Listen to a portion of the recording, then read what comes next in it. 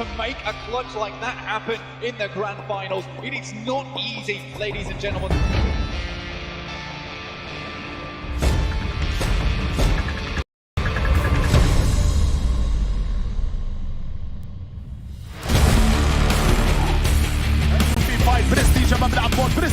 برستيج وفريق يلا اي سبورتس يصعب بالفوز على اللاعب بطل نوك داون.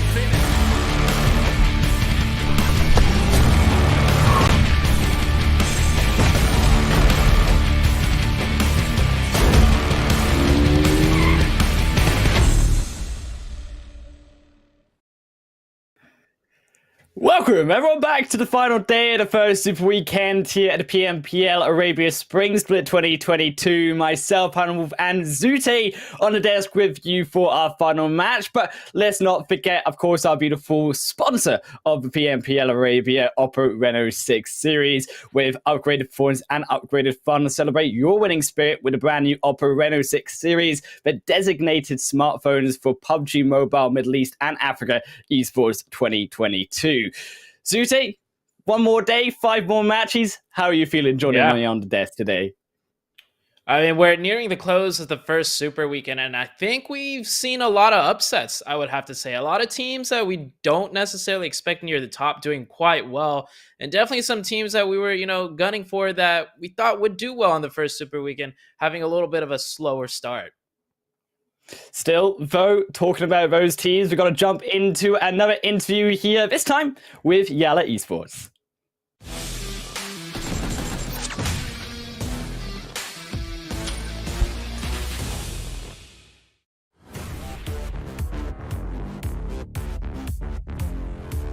معنا باورفول من فريق يلا ايسبورتس.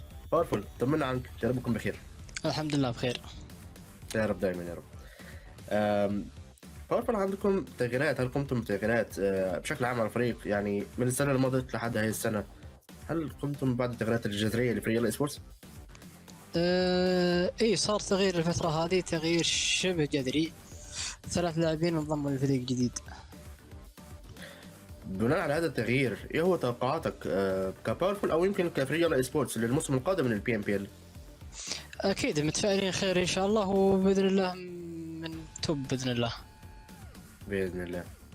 نعتبر السنه 2022 الهدف الاساسي او الطموح الاساسي ايه هو؟ اكيد كاس العالم في ام جي سي باذن الله ان شاء الله. بناء على هذا الطموح، ايه هو نوع التحضيرات اللي بيقوم به فريق يلا ايسبورتس للمرحله القادمه من البطولات؟ شغالين الحمد لله بشكل قوي ان شاء الله، وبتشوفون باذن الله في البي ام بي التحضيرات. باورفول، عندي بعض الاسئله الشخصيه ليك انت كباورفول او يمكن كفريق بشكل عام فريق يلا ايسبورتس. حابب اسالك عن كيفيه التعامل مع خساره ايدح وبندر وخروجهم من فريق يلا ايسبورتس، كيف تعاملتم مع هذا الوضع الجديد؟ الحمد لله فتره وجيزه قدرنا نجهز روستر ينافس على التوب باذن الله. بعد ما فزتوا باللان ايفنت كان في السعوديه، انت تعرف اي بطوله اقصدها؟ نعم. كان سبب او ما سبب تدهور مستوى الفريق فيما بعد في بطوله البي ام بي المينا ساوث ايشيا، على العلم انهم كانوا يعتبر في نفس الفتره الزمنيه على ما اتوقع؟ صحيح كانت نفس الوقت هي البطولتين، لكن صارت لنا ظروف في اللاعبين وهذه اثرت على اداء الفريق. باورفول، كان يقال ان انت ككواجل لفريق يلا ايسبورتس مع ايدح كاجل للتيم، ولكن مع خروج ايدح من فريق يلا ايسبورتس كيف كان الوضع الجديد؟ هل تسلمت المهام بشكل كامل؟ استلمت الاي جي ال من البي ام بي ال سيزون 2 الفاينل، ومن الفتره هذيك الى الان انا مستمر اي جي ال. ممتاز، موفق يا رب ان شاء الله باورفول. وياك ان شاء الله.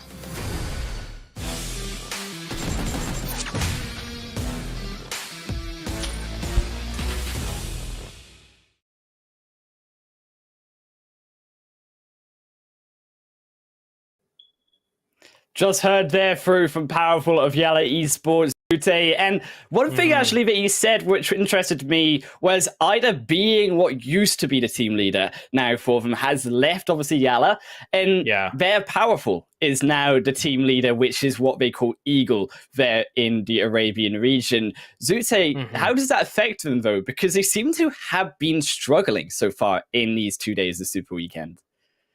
Yeah, filling in the shoes of the original in-game leader, or as they call it, Eagle, by the way, which I think is absolutely amazing. I wish, back when I was being a competitive, I was called the Eagle of the team instead of just IGL. But it's a big step. It depends on their team chemistry before just how much the original IGL did. But traditionally, the IGL does take a very strong role, and it's going to take time for them to synergize and get used to, new style of leading, so to say, from Powerful. Yeah, of course, it's going to be a long series of tournament vote that we've got to lead through, and there is still time.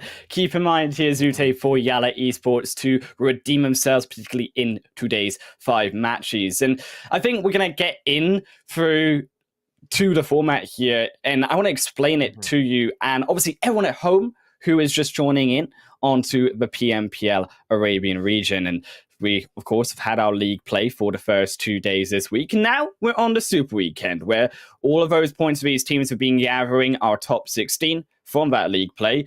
They're going to be keeping those points through to the future weeks, where they will be able to, hopefully, if they stay in the top 16 overall at the end of our 3 weeks, keeping as many points as they can through those 3 weeks that they've gathered, go through to our finals later in the tournament.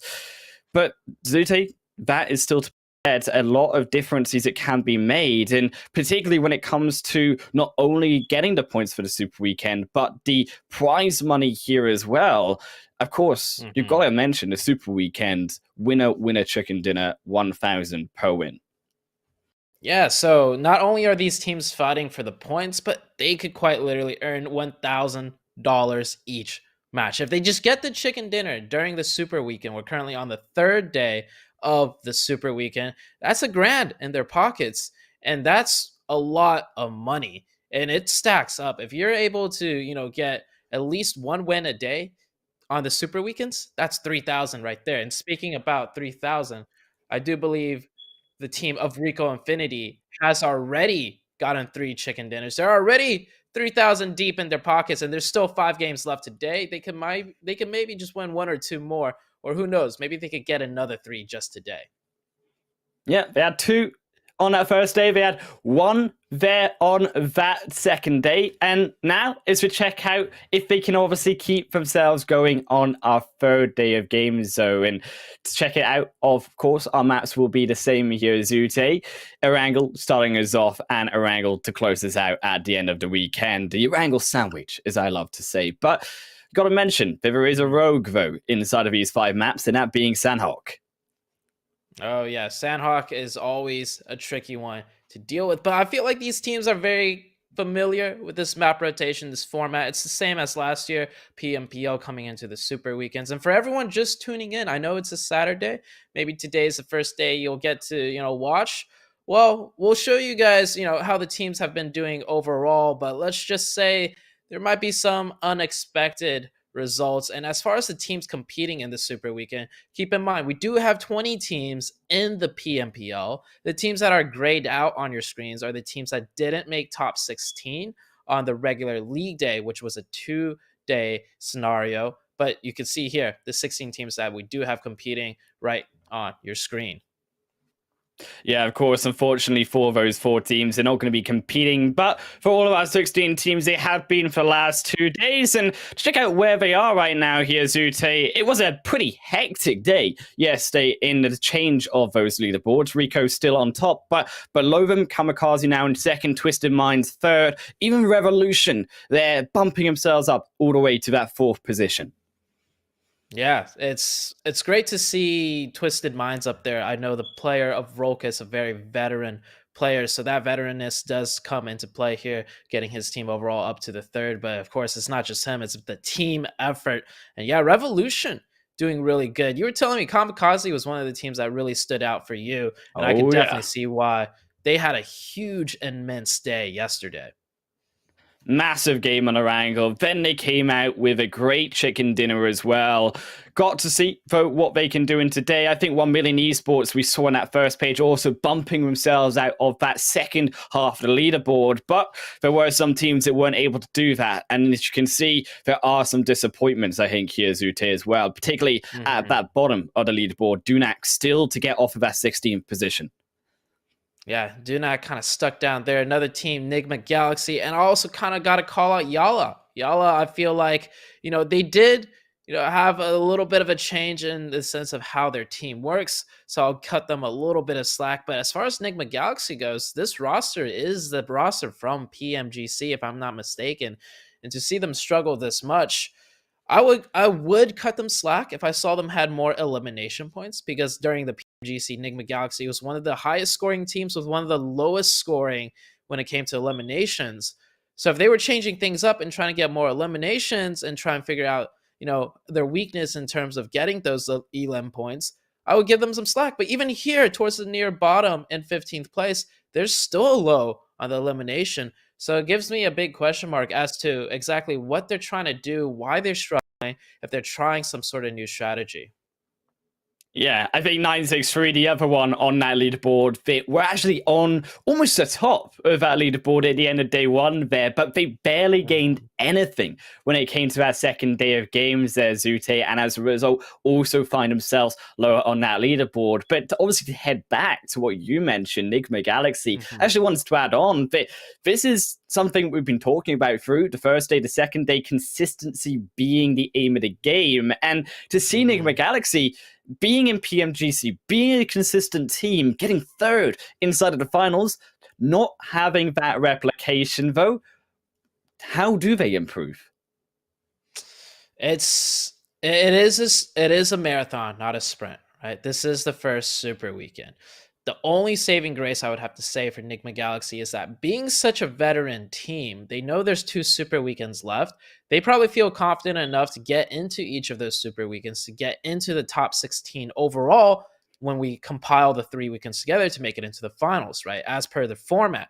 So being such a veteran team, I don't think they're worried too much in the sense of, oh, this is do or die right now, but they're taking their time and they're going to figure things out as the weeks go on, and they still do got quite a lot of time left, so I'm not too worried, right? This is Nigma Galaxy after all, but we're hopping into game number 1, Highland Wolf, and this playing path is looking very nice to start off the day. Very good indeed, because you see it is going to be that very central playing path down towards the southwestern side here of Corey, but do not fooled, Zute, don't be fooled, because we've seen these playing paths before all day yesterday, and then we ended up being in the last game a 40%, or sorry, should I say phase 4, a 70%. It was even worse, in fact, water zone in all of those teams, those players rushing just to scramble for some area in the open flats. Yeah, it seems like this is almost an omen, so to say. Good playing path usually means bad circles, so maybe the teams have kind of gotten the hint of that, so maybe mentally they're already preparing for some crazy circles, and we saw this in day 1 as well. I remember Highland Wolf, the very first game of day number 1, we were like, oh, this is a nice playing path, maybe we'll have an easy start, and it was just absolute mayhem. Fortunately for all of these players, though, is going to be again another slightly mayhem side zone, as it will head over towards the western side. And unfortunately, when we look towards where these teams like to drop to, say, a lot of them do tend to drop towards that more eastern end of Erangel. You can see Falcons down to Twisted Minds over just at ahead of Farm. And I think actually it's an interesting theory that some of these players haven't used, and I would like to see them use. Maybe rotating rounds of Northgate military base, because that western bridge hasn't actually been taken up or hasn't been gate kept compared to more likely the eastern bridge as it has in before.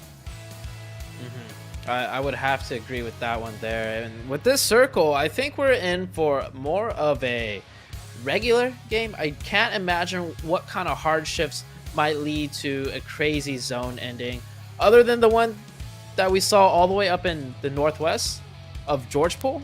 We actually had a game in there right near the mountaintops. So, I mean, there is some interesting scenarios that could happen given the circle if it does continuously hard shift a certain way.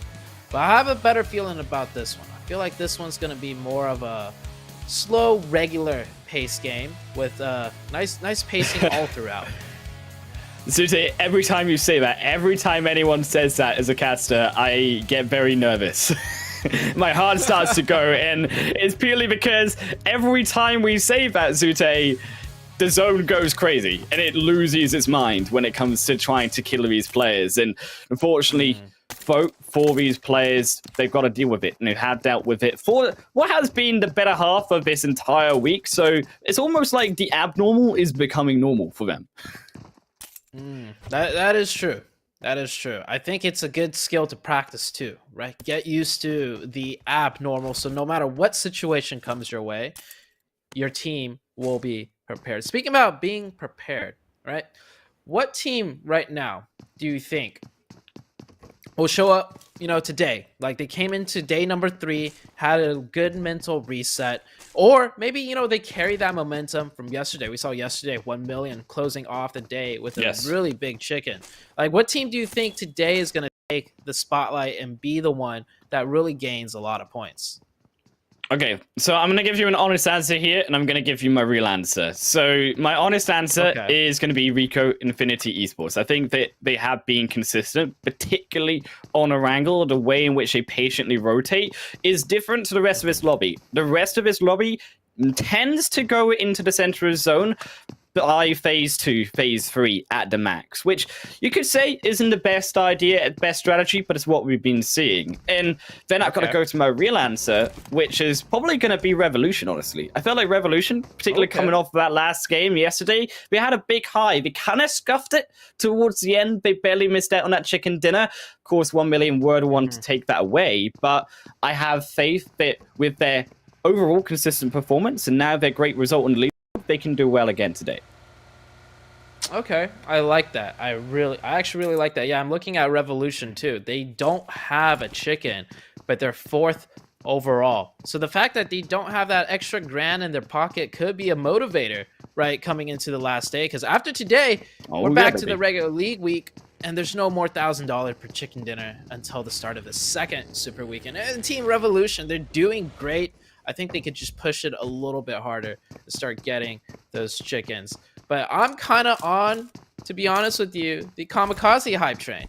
They had a standout day yesterday, and it is kind of hard to keep that momentum from one day to the next, because you get that little bit of a break, and other teams, they start getting a little bit hungrier. They're like, we got to do better today. But I think KAMIKAZE, they could have a pretty standout day today as well.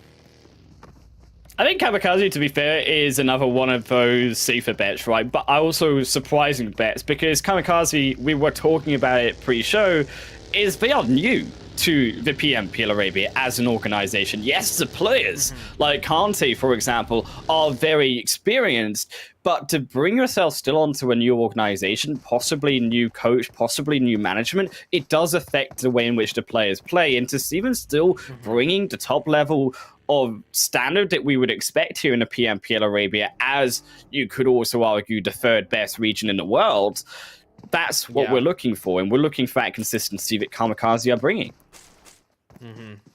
Speaking about consistency, NASR, another team that I feel like is very consistent, but just not consistent at the level that they want to play at. You see them on your screen right now, maybe taking a potential pick from the side of RTG down in the Rozhok area.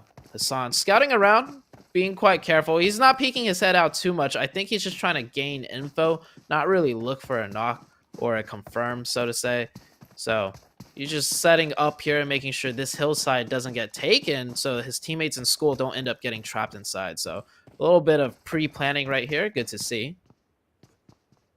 Yeah, I really like that adaptation as well from NASR. They had RTG in the 5th game there also try to jump in. They should have lost, I think, that fight. There was a big shotgun knock from one of the RTG members. They lost down to a 3v4 situation, but then RTG flunked it, and they still managed to die in 16th position. So NASR, I like that then they tried to move their players over towards the school side, knowing apartments might be contested again.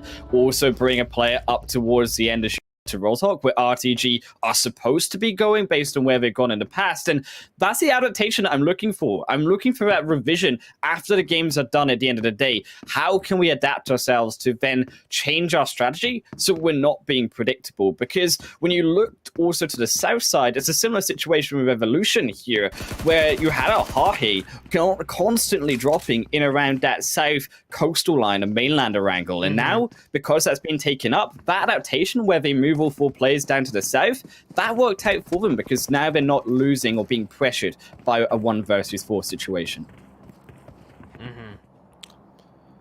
Loading that teams today are rotating quite more heavily for the center than on previous days, but that might be just given the fact of the circle. We see kind of a circle that's not as, you know, a question mark of potential of like a 50-50 military island, 50-50 north of Erangel or the middle of Erangel. I think teams are more familiar with this first zone, so we're seeing a lot more central rotations right now. You can see right here on your screen, yeah, the map is closing in. We got a couple of teams centered on up already. A few more just rotating and making their way in. But that second circle shift is about to come out. Teams will get a much better idea. And Revolution getting a little bit bridge camp down there on the south. They actually do lose a member. That blip popping up. And the circle shifts on downwards. And we're on to the main island of Erangel. Unfortunately, their Revolution, I think I might have cursed him, though. To be fair, Zuti, I said it, no one was going to camp him, but then you also have... Yeah, I know, right? And then, unfortunately, it happens. So there you go. The Caster Curse strikes once again, and the South Zone shift not really going to help them here, considering that all of those other teams now going to be on their way towards that south side. I think instantly, my eyes drawn towards that more hillside, just to the more eastern end of Quarry, I think, here, Zuti, where you can overlook the edge of Gatka Fields. Also, Quarry itself, similar job, can do also that, look over Gatka Fields. And those flats, that's where the kills are going to be.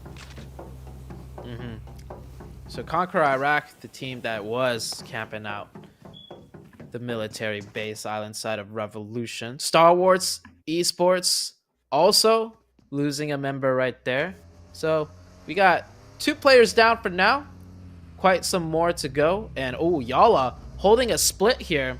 They're doing a 1-3 split. The 3 other players of YaLLa are on top of the mountainside. So Ragnar's role right here is to play as a spoiler. Wait for one person to run in. Oh, but he gets, what is this? Oh, come on. Oh, no.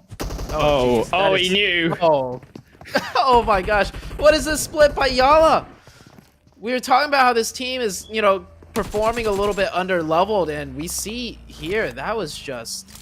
There was no support for Ragnar, and the position he put himself in was not ideal. You saw SK Don run by, take a second look, and was like, wait a second.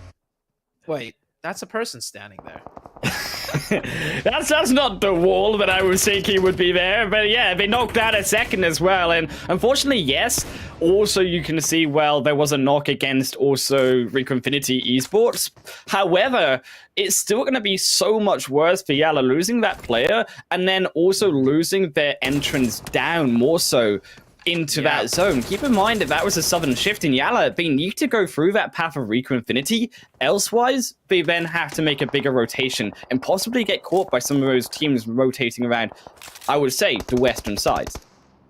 Yeah, Rico Infinity right now taking a very strong position, but with any strong position, many teams might try and, you know, take their peek at it and try and see if they can take it over for themselves. So Rico Infinity definitely having a little bit of an issue when it comes to some third parties, but given how good of a position they are in, just a few smokes and they should be able to recover everybody. As far as YaLLa is concerned, though, they will not be able to recover that teammate down there. So that split they did, I don't mind it, but I think it was just played and executed horribly. I've seen teams do like a 3-1-2-2 split between Mount Everest and the compounds where Rico Infinity is at right now, and it works out fine, but I think the execution was the biggest issue there. Yeah, I think there was just no cover, right, coming through from the rest of the YaLLa. You expect if Ragnar tries to run through in one direction, the rest of the players are there to cover him, to punish Ruka Infinity for their over-aggression. But because it wasn't, they are down to 3, and you can see also Sanji making their rotation down as they do have a long way to go. Hoping that zone goes up towards the northern side. It saves him a little bit. It does go towards more the middle, but to the west. So I think this is probably the best that YaLLa honestly could have hoped for if it had gone into the east. Then unfortunately fighting through a lot of those other teams. So saved by the phase shift. Yeah, the circle going to the southwest. This is going to be a nice circle. Teams should be extremely familiar. And I do love how the very center of this circle, for about like a 500-meter distance, is just open fields. So we're going to see like a pocket open up in the middle, and teams will center around the sides to go for their fights. And Nigma Galaxy crashing right into the YaLLa team. Luckily for them, YaLLa was set up here first, and they get the opening, taking one down from Nigma Galaxy. But they still keep in mind, YaLLa, they already lost one at the previous exchange, so it's still a 3v3 situation, and it's still even here for Nigma. A nade through the front door will find it though onto Sanji, and now it brings down to the 2v3 heroes, Hopen and Powerful, trying to reroute here in the fight, bringing now Powerful together with Hopen, but Hopen's already so low, and you can see there the next knock going down is from Dunak, no less, and it's a third party with the help of Nigma Galaxy, punishing YaLLa again for another match, and they may just be the final ones to fall here in 16th position. Ooh, we were saying how that circle shift was going to be good for YaLLa for a clean rotation. The rotation was in. They got there first, but the manpower from Nigma Galaxy, the 4v3 coming into play, but elsewhere, also so many teams fighting. And we're seeing so many fights given the fact that the center of the circle, like I mentioned, take a look at the map right now on your screen. A lot of open field areas, not much hard cover to play with, so these teams are kind of forced to take these early engagements. And I think Rico Infinity doing a good job there too as well, taking over this compound. Some of them get knocked, but they're able to keep that full reset going to keep all 4 members alive into the later stages of the game. Yeah, I'm actually happy that we get a zone like this, so Zute, because it means that we get to avoid the ill will that is all of these teams jumping into the center of the zone by phase 2, phase 3. Now they actually have to play on the edge. They don't have a choice, because in the center of that zone, it's just all flat. And Gattaca Fields, yes, you got a little bit of chopsticks, but that's about the maximum that you really are earning. So with all of these teams on the outside, how do they learn to play? Can they play the game of being on the edge of the zone and then rotating in later on? I think these teams should be fine. I mean, it's different than the circles that we've had previously in the last 2 days, but this circle is actually the normal type of circle that we usually see come out of these games. So I think even though the teams haven't gotten a chance to play it as much or as often this Super Weekend, they should be very comfortable. Of course, you know, some engagements are going to be forced out to happen as the next circle shifts on down. And oh, this one, oh, I remember this circle so much in my competitive days. You get that open field just to the east of the circle, and then you get that large giant hilltop to the west. That's going to be the focus of a lot of teams. And of course, a team that secures that southern side hilltop, they're going to have a really good advantage as well coming into the rest of the game.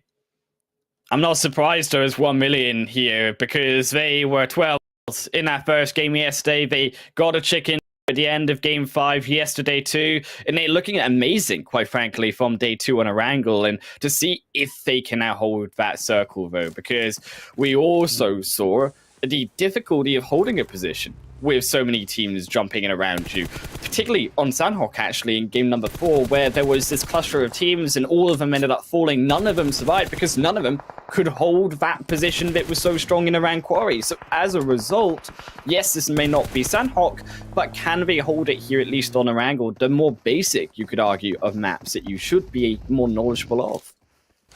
Yeah, throughout the years, a strong position has typically gotten not as strong. Because early on in the competitive days, a strong position, teams knew it was strong, and if a team was there, they would not bother to fight for it. But as the years of competitive has developed, as Twisted Mind picks up a nice knock right there onto Revolution, we'll be able to get that confirmed. But as esports for PUBG Mobile has developed over time, teams will fight for that strong position because they know if they fight for it and they take it over, they're the ones that's going to be piloting the rest of the game.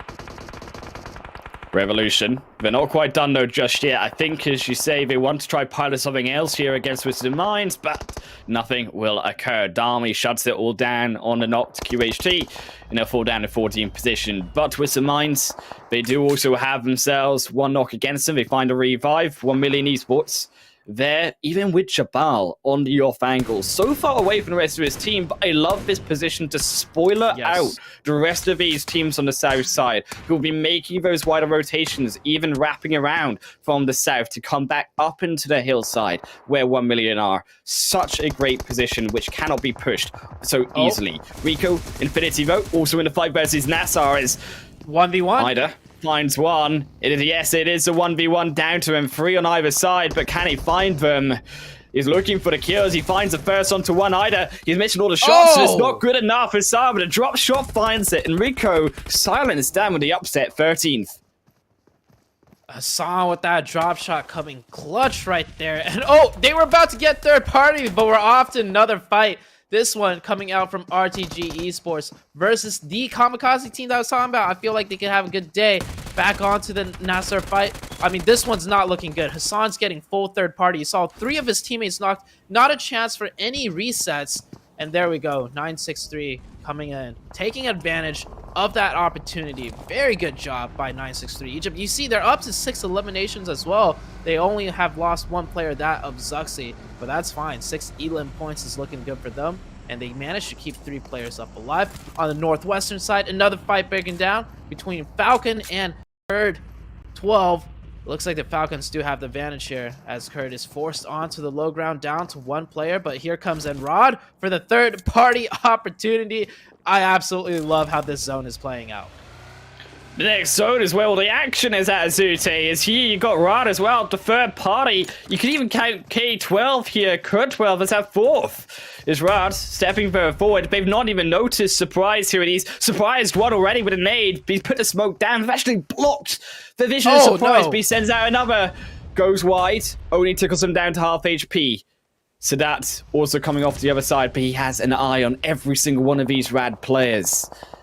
Heals back up, and Rad, they still will not find him. They get the revive back in, and they're looking for the fight versus Falcons, but Falcons are dropping. But there, they find a 1-for-1 trade. Damar going to be silenced out by Rad, and Surprise still in the waiting as the zone finally moves further forward. Front fighting on 2 different sides. So that's down. Desha now stepping forward for the revive. Surprise eliminated by Satan. The third party doesn't come through, but Desha is already wiped off the floor with Falcons. They found their second, and now it's down to the 2v3 situation, but they go back in the zone for the vehicles, and Falcons, they don't want this fight. They leave because they know that the zone is encroaching in behind them. Yeah, you see so many teams fighting out of zone, and that's literally because there's nothing left in the zone that's hard cover for you to really play. These teams recognize, okay, if there's nothing left to really play in this zone, that means same thing goes for the other teams coming in, and they're going to fight for the same spot as us most likely, or there's just going to be too many teams here with not enough hard cover. So they're trying to take the fights early on, which I absolutely love to see. By the way, it's ironic that Surprise was the last one up, and he could have had a huge surprise, but he decided not to. So quite an ironic name to have for not stepping up and taking some shots and giving everyone else a surprise. But here we see 1 million taking a fight with Twisted Minds. Twisted Minds holding that low ground just low enough to keep their heads safe for now, but definitely not in a good position if they get pushed upon from the high ground. I mean, I'm not disappointed though that KURD 12 Surprise went down. I think that he had a massive 2v1 situation last time.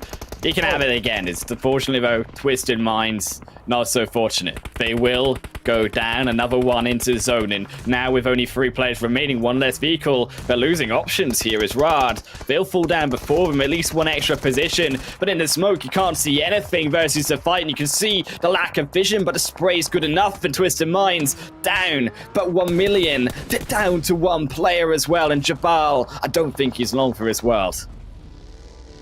Next circle comes on out, and we are shifting into the middle of nowhere. It's literally just hay bales, but there is a little bit of a slope that goes from the west to east side. So the very eastern team does not have sightlines on the very western team, and vice versa. That's pretty much it for the dynamic of this zone shift, but we still have some high ground left in play. As you can see, a Conqueror player up at the top, trying to pick up whatever points he can before he's forced to go on down, trying to get some knocks and openings onto the Nigma Galaxy side, but they are definitely aware of that, knowing their weak point is at high ground. Nigma Galaxy having a very good first day right now. They did lose a player, but they're making it into the late game. 6 teams left up, only 15 players left alive. One of the greatest results so far at Super Weekend from Nigma Galaxy. Still 3 players to choose. They've got the smokes, they've got the position in the zone, but they have to hope those smokes hold long enough as everyone else now encroaches in further forward to the zone. Gallagher going to be eliminated, down to our final 5. Conqueror in 6. Falcons and 963 here on the other side, trying to power down Nigma from either end of the map, but still no one falls. Nigma looking for the further shots onto Falcons. Still a game missing them all. 963, 1 million on the back end. Yes, they are also approaching, but it's this full squad here, Zute. The full squad of Dunak, who are in 16th position. This is a game if they can just slowly walk their way forward in further to that zone. Yeah, 16th position Dunak, 15th position Nigma Galaxy. Both of these teams really need the points, and they're making it into the late game, which is great to see. Dunak, of course, coming in from the northern side with 4 players. They have the biggest advantage coming into this late game circle. But Dunak having such a rough first 2 days. Do they have the execution to pull off the chicken as 963? There's a player in there. Stuck. There is a player in there out of the other team. Oh, but he gets the kill. Yeah, he just wants to kill, and he's gonna drive on back to the rest of his team. And actually, I think some stray bullets ended up blowing up that car. So we're down to 3 teams now. We got Dunak, 963, and the Nigma Galaxy team. Nigma, they are on the edge of the zone. All of them have made it inside phase 6, but phase 7 is gonna shift once more, Zute, and not all of them are gonna be as comfy anymore. But where will it go? There's all the teams patiently waiting, patiently hoping that it goes to them, and it's to the edge here of 963. They grabbed the zone for themselves, but now they have to hold it. 963 with 12 eliminations already, with 3 members still up. And they get the zone. This could be an absolutely massive game for them. But of course, Dunak still has a chance to work with their 4 players, their man advantage, onto everyone else and bully out the teams. But this being an open field zone, it's going to be a war of attrition. Even if you got an extra player, it kind of comes down to who could get the opening knock and who can snake the best in this last zone. 963. They're going for the push further in onto the zone. They find 2 players into the phase 7 mark. Dunak also slowly walking, crawling even, their way further in onto the zone 2. But it's Nigma here, Zute, who aren't even in the zone. They could be the spoiler here, as they maybe rush later on in, create the kills that we need.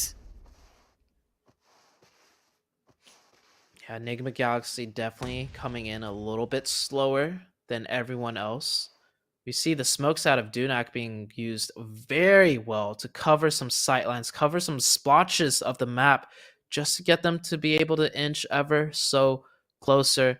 They're keeping a little bit of a 3-1 split here, which is good. You always want spacing when it comes to these snake zones, because if your teammate next to you takes some shots, and some shots ring on back in your general direction, and you got teammates right next to you, they might be just taking some stray bullets and getting some free damage onto themselves. So you do want to stay spread, but not too spread to the point where you end up isolating yourself on one side of the field. And you can see here, it looks like we're not going to take any casualties. Everyone playing very quiet. They know the second if they take some shots, both teams would be looking in their direction. So no one wanting to give away any sound signals in terms of gunfire.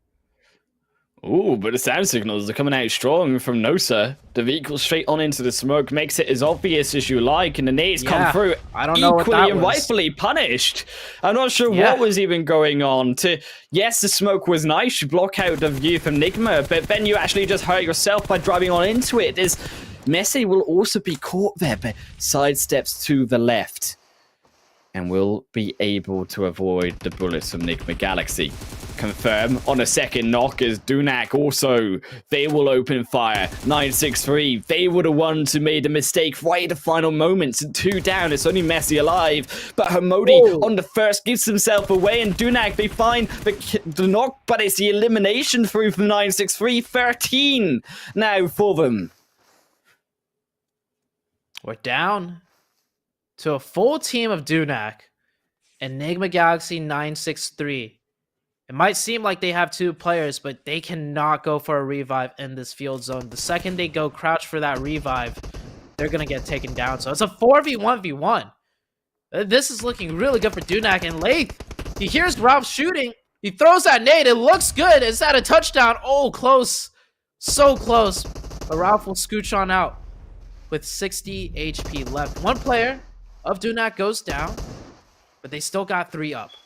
Can Ralph do something here? Nigma, Ralph, as you say, I don't think he can do much though. They spot him out. He's down. Down to a final 2 is Nigma. 8 kills into 3rd position. 963, they'll fall quickly after.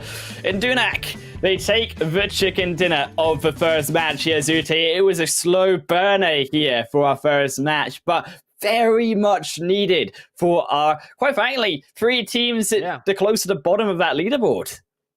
It was a really good game for the underdogs coming into today. Good to see Dunak also get the chicken and the $1,000 in their pocket, and being the last place team coming into today's matches. And you're starting off the day not with only a good amount of points, but you're starting off the day with some money, some cash. I mean, this could be the starting point for them to really turn the rest of this super weekend around, given the fact that there's only 4 matches left. And I feel like they got to ride that momentum, Highland Wolf. They got to ride it to the end of the super weekend.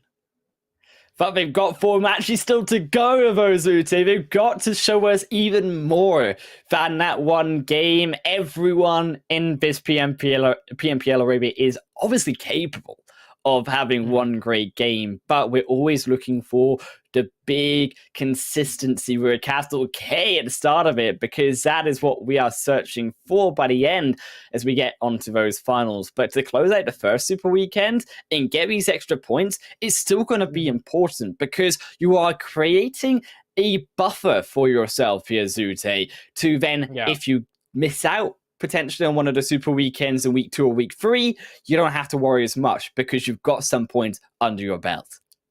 Yeah, I love that you mentioned that, right? There is a chance for a team to miss out on the next super weekend. So you're not always guaranteed to make it here. And taking a look at the match rankings, 963 Egypt, they didn't get the chicken, but we saw how many elimination points they were racking up throughout the match. And well, they come in first overall for the match ranking with 26. Dunak Esports with the chicken coming in with 22. Nigma Galaxy, that was a much needed game for them. They just got 18 points in the past 10 games. The Nigma Galaxy team hasn't managed to average anything close to that per game. Well, they managed to get themselves practically half their points of 10 games here, Zute. Also, Falcons, yes, it's only 9 points, but they are also in much need of those points as well, and putting themselves in that 5th position. Good work through from them. And I think actually this creates almost a more even standings of that leaderboard, just slightly, because you notice that all of these teams pretty much minus 1 million in Twisted Minds, to an extent NASR as well.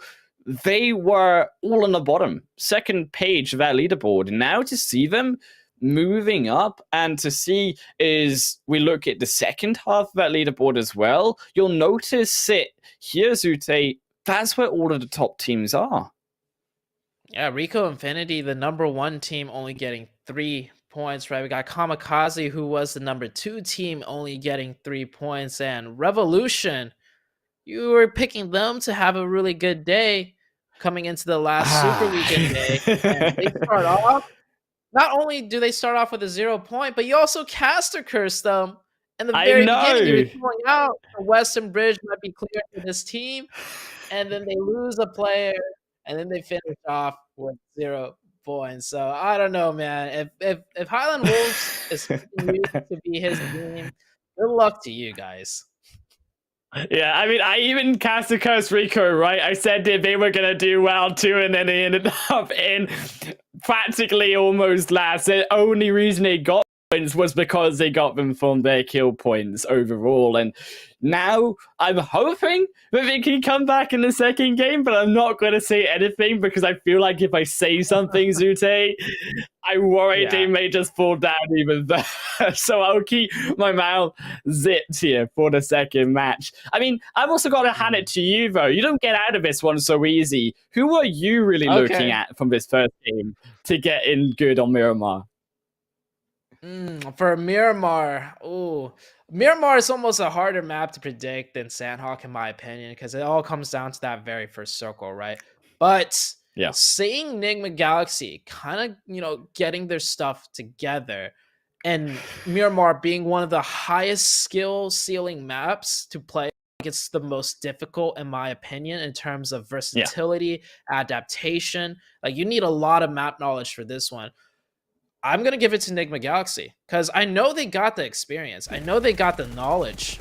So if they are playing well today, which it does seem like, I think they're going to do well on Miramar. But taking a look at the Oppo moments, there's Nigma Galaxy right there on your screen. Stalwart UAE. It was just mad frantic action all throughout the entirety of the game. And that's because we had such a good zone.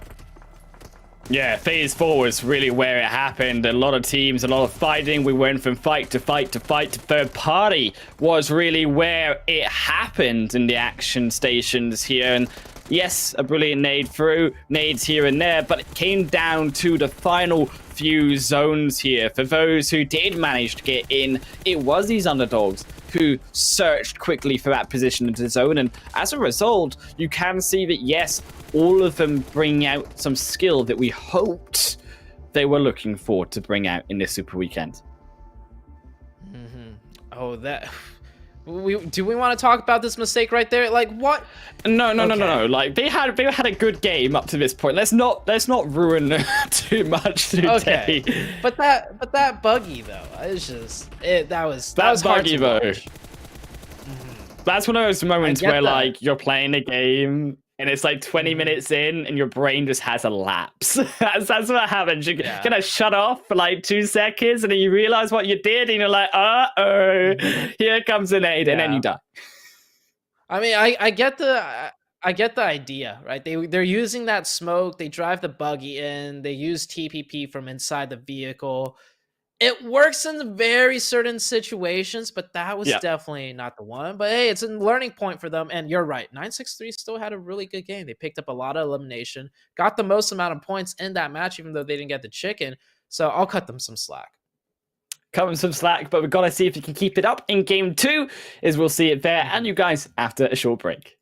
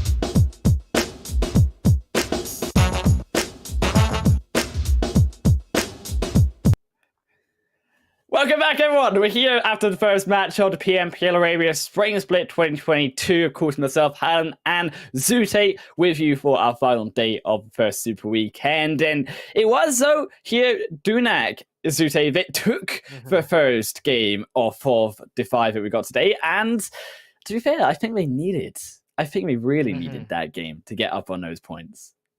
Yeah, we were just talking about it earlier. Like, they were last place and they come in on the very first game, right? Keep in mind, this isn't the second, the third, the very first game, and they get that chicken and they get a lot of points. So that means they have 4 games left to play to work off the momentum of game number 1. But the thing is, we're heading into Miramar. It's a completely different map, a completely different play style. It's hard to carry over the momentum from an Erangel game into Miramar. And speaking of which, I mean, I think that's why we do that Erangel sandwich, right? We want to break it up. We want to throw these teams a little bit of a curveball every now and then.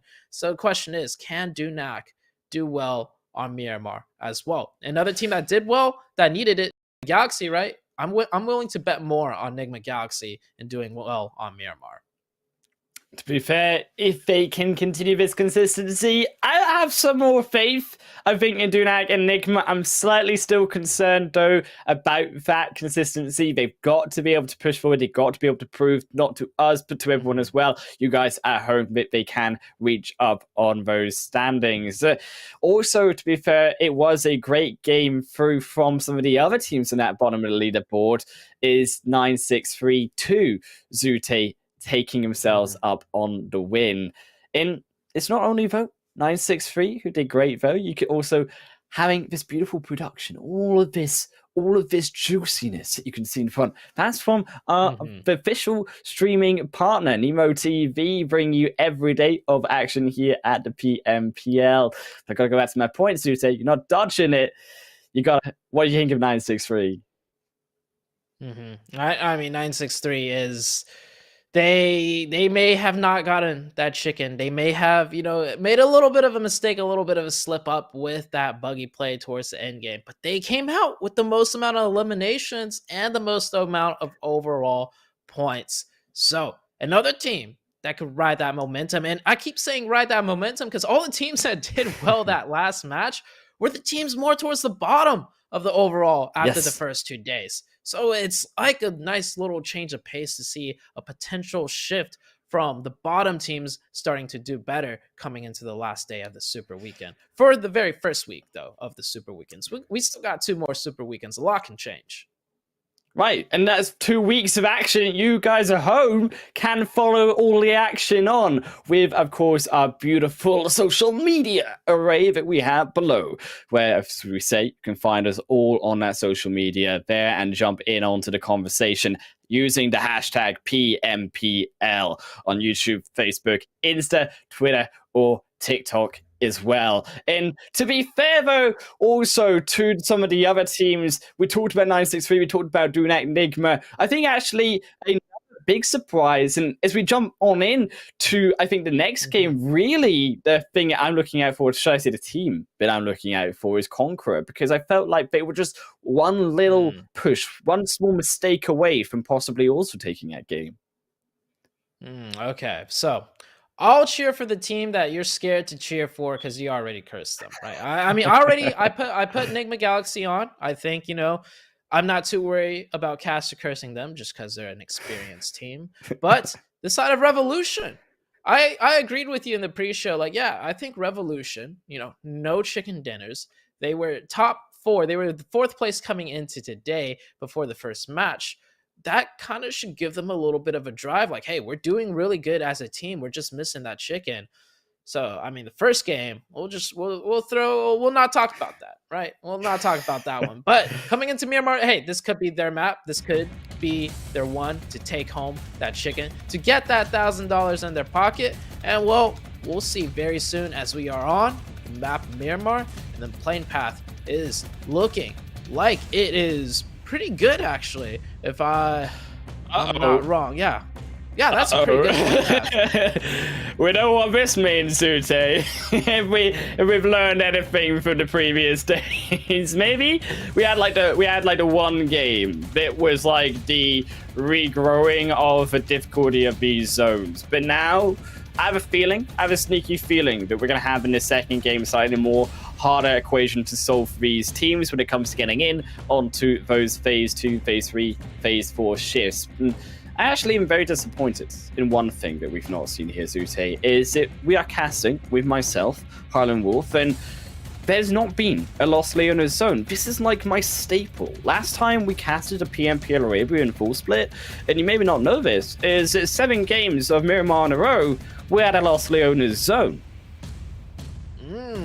That sounds not fun. I was going to say fun. Yes. You said 7 games. Okay, like maybe 3 is fun.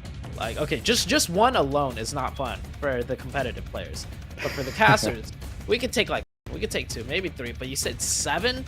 I don't think anyone's having fun at that point. I'm an expert at Los Leonas now, baby. Like, I know the ins and outs of that city. We've seen it from every angle. Unfortunately for me, though, the zone phase 1 will shift away, for the most part, from Los Leonas' side, and instead here towards more the western end of Miramar. And it can still be difficult. I think there can still be some chaos, particularly on the rotations in onto this zone, because again, we are seeing a lot of eastern side teams. Yeah, the eastern side is definitely going to get congested with that western first circle. But at least for this one, it shouldn't be too difficult to rotate. Speaking about rotating, Miracle has rotated into a double pump shotgun and a car. So that's not a good start to NASR. And Revolution, oh, they just lost a player as well. I guess I should also not talk about them either. Revolution. No, please don't. Yeah, we'll not mention that team until they get that chicken, maybe. But CONQUEROR and Dunak both picking up 1 early elimination point. And with the playing path being the way it was, I think it did kind of force a lot of these teams to stretch into the same area. We had these quick little scrappy fights.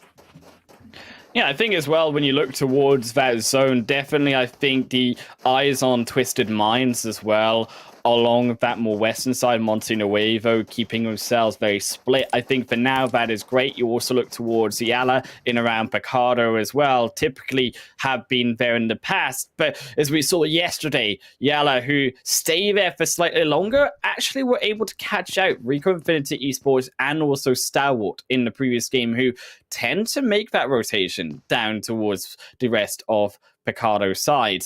To see recap here as well of how it all went wrong in the caster lineup of Revolution, doing so well, except they didn't. Yeah, KAMIKAZE on that southern side here, looting up the city. Very nice city to loot. A lot of loot here. The only difficult part is if the circle is far away, you got a long way to rotate. This is the very southwestern side of the map, but the first circle, as you saw previously, is on the western side for starters. So KAMIKAZE should have an easier time with this zone. Some other teams that I'm taking a look at in particular is Nigma Galaxy. They're looting on the western side on El Pozo, so they also get a very nice, easy first start. And here they are on your screen. They can make an early rotation. Early rotations are super important on Miramar, in my opinion, because just the rotation part is the most difficult thing when it comes to playing this map with all the high ground, the dips, just the lack of vehicles too that, you know, to like traverse the difficult terrains. So if Nigma Galaxy makes an early rotation with this favorable first zone, they could set themselves up for another really stellar game. I think particularly rotating towards the eastern side and actually taking control of that main road that goes in between Hacienda and San Martin down to Monte Nuevo. That's where my eyes would be looking here, because that's one of the key paths a lot of these teams will be forced to take, because they know that Picardo is taken up by YaLLa. They know that the rest of Power Grid is also taken up by RTG and around that location every game. So to avoid that, they may try to go through that main road around those hills, and it's a great opportunity. We've seen Nigma try to challenge that in the past, and they proved successful. So why not do it again? Don't change what is not broken. Or how does that saying go? Don't fix what's not broken? Yes. Don't something fix. Like that? Oh, no. English No, is that's hard.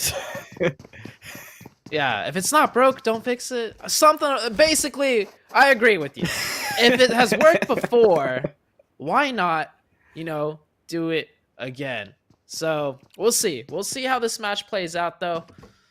The first zone, of course, is only the first zone. We could see some really crazy circle shifts in Miramar, where it goes from one side of the terrain of map to a completely other, and you might have a huge giant just intraversable mountain that you got to rotate around or through, but there could already be teams set up there. So Miramar, this is the trickiest map of them all, but for now it's really quiet. You know, the teams are just looting on up. The circle isn't like a crazy first circle to a point where teams are like, okay, we got to get there now or else we're just going to be, you know, pretty much done for the rest of the game. So teams are taking their time, which is good to see. That just means they're comfortable with their rotations in the later stages of the game. I've got it. I've got the phrase, Zute. If it ain't broke, don't fix it. That's the strategy that you got to play off of. I know it came to my brain, and I've never felt so good today.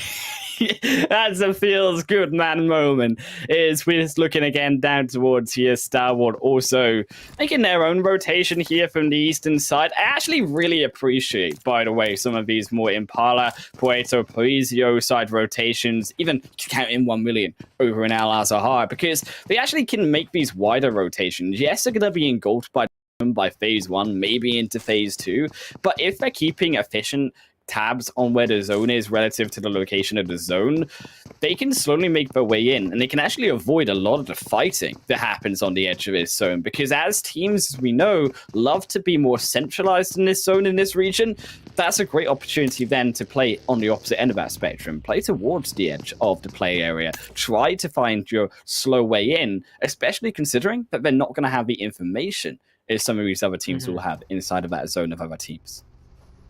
Yeah, so the circle is closing on in. Hopefully we get to see the overall map pretty soon. But one thing I'm noticing is so many teams are playing so split from one another, which is good to see out of a map, especially like Miramar. You want to control those different power positions for those different lines of sight. You want to space out teams, put out pressure as much as you can early on when the circle isn't so congested. So when it does get smaller, you'll naturally have a bit more control of the territory around you. And for now, we're going to see Jabal running in the open and getting caught. And oh, that's a firing squad right there. That was 3 or 4 players of the Falcons all camping out. That one poor soul, he did not stand a chance. Oh my gosh, that was brutal. It's only going to get more brutal because 1 million, they've not even started on their rotation. And Stalwart, you can see why they're rotating to La Bandita. But realistically, La Bandita was on the edge. It's a core location with the height over it to look forward into more of those flats coming towards Picado. I'm not really sure why they're rotating towards there. Their only real saving grace is that one of those NASR members, they're all the way over in Picado. So they're actually not going to have the man advantage, and that is something at least Stalwart can take advantage of as they are forced to rotate into this second phase. It does centralize up in towards that Picado hill itself.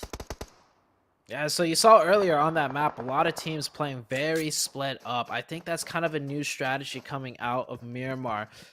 Teams already know once the circle gets to the end stages, there's not much spacing or territory they could control just naturally because teams will be forced to crash upon you. But in the first 2 circles, even into the 3rd circle, hey, if you could just keep a team entirely at bay with 1 or 2 players, why not?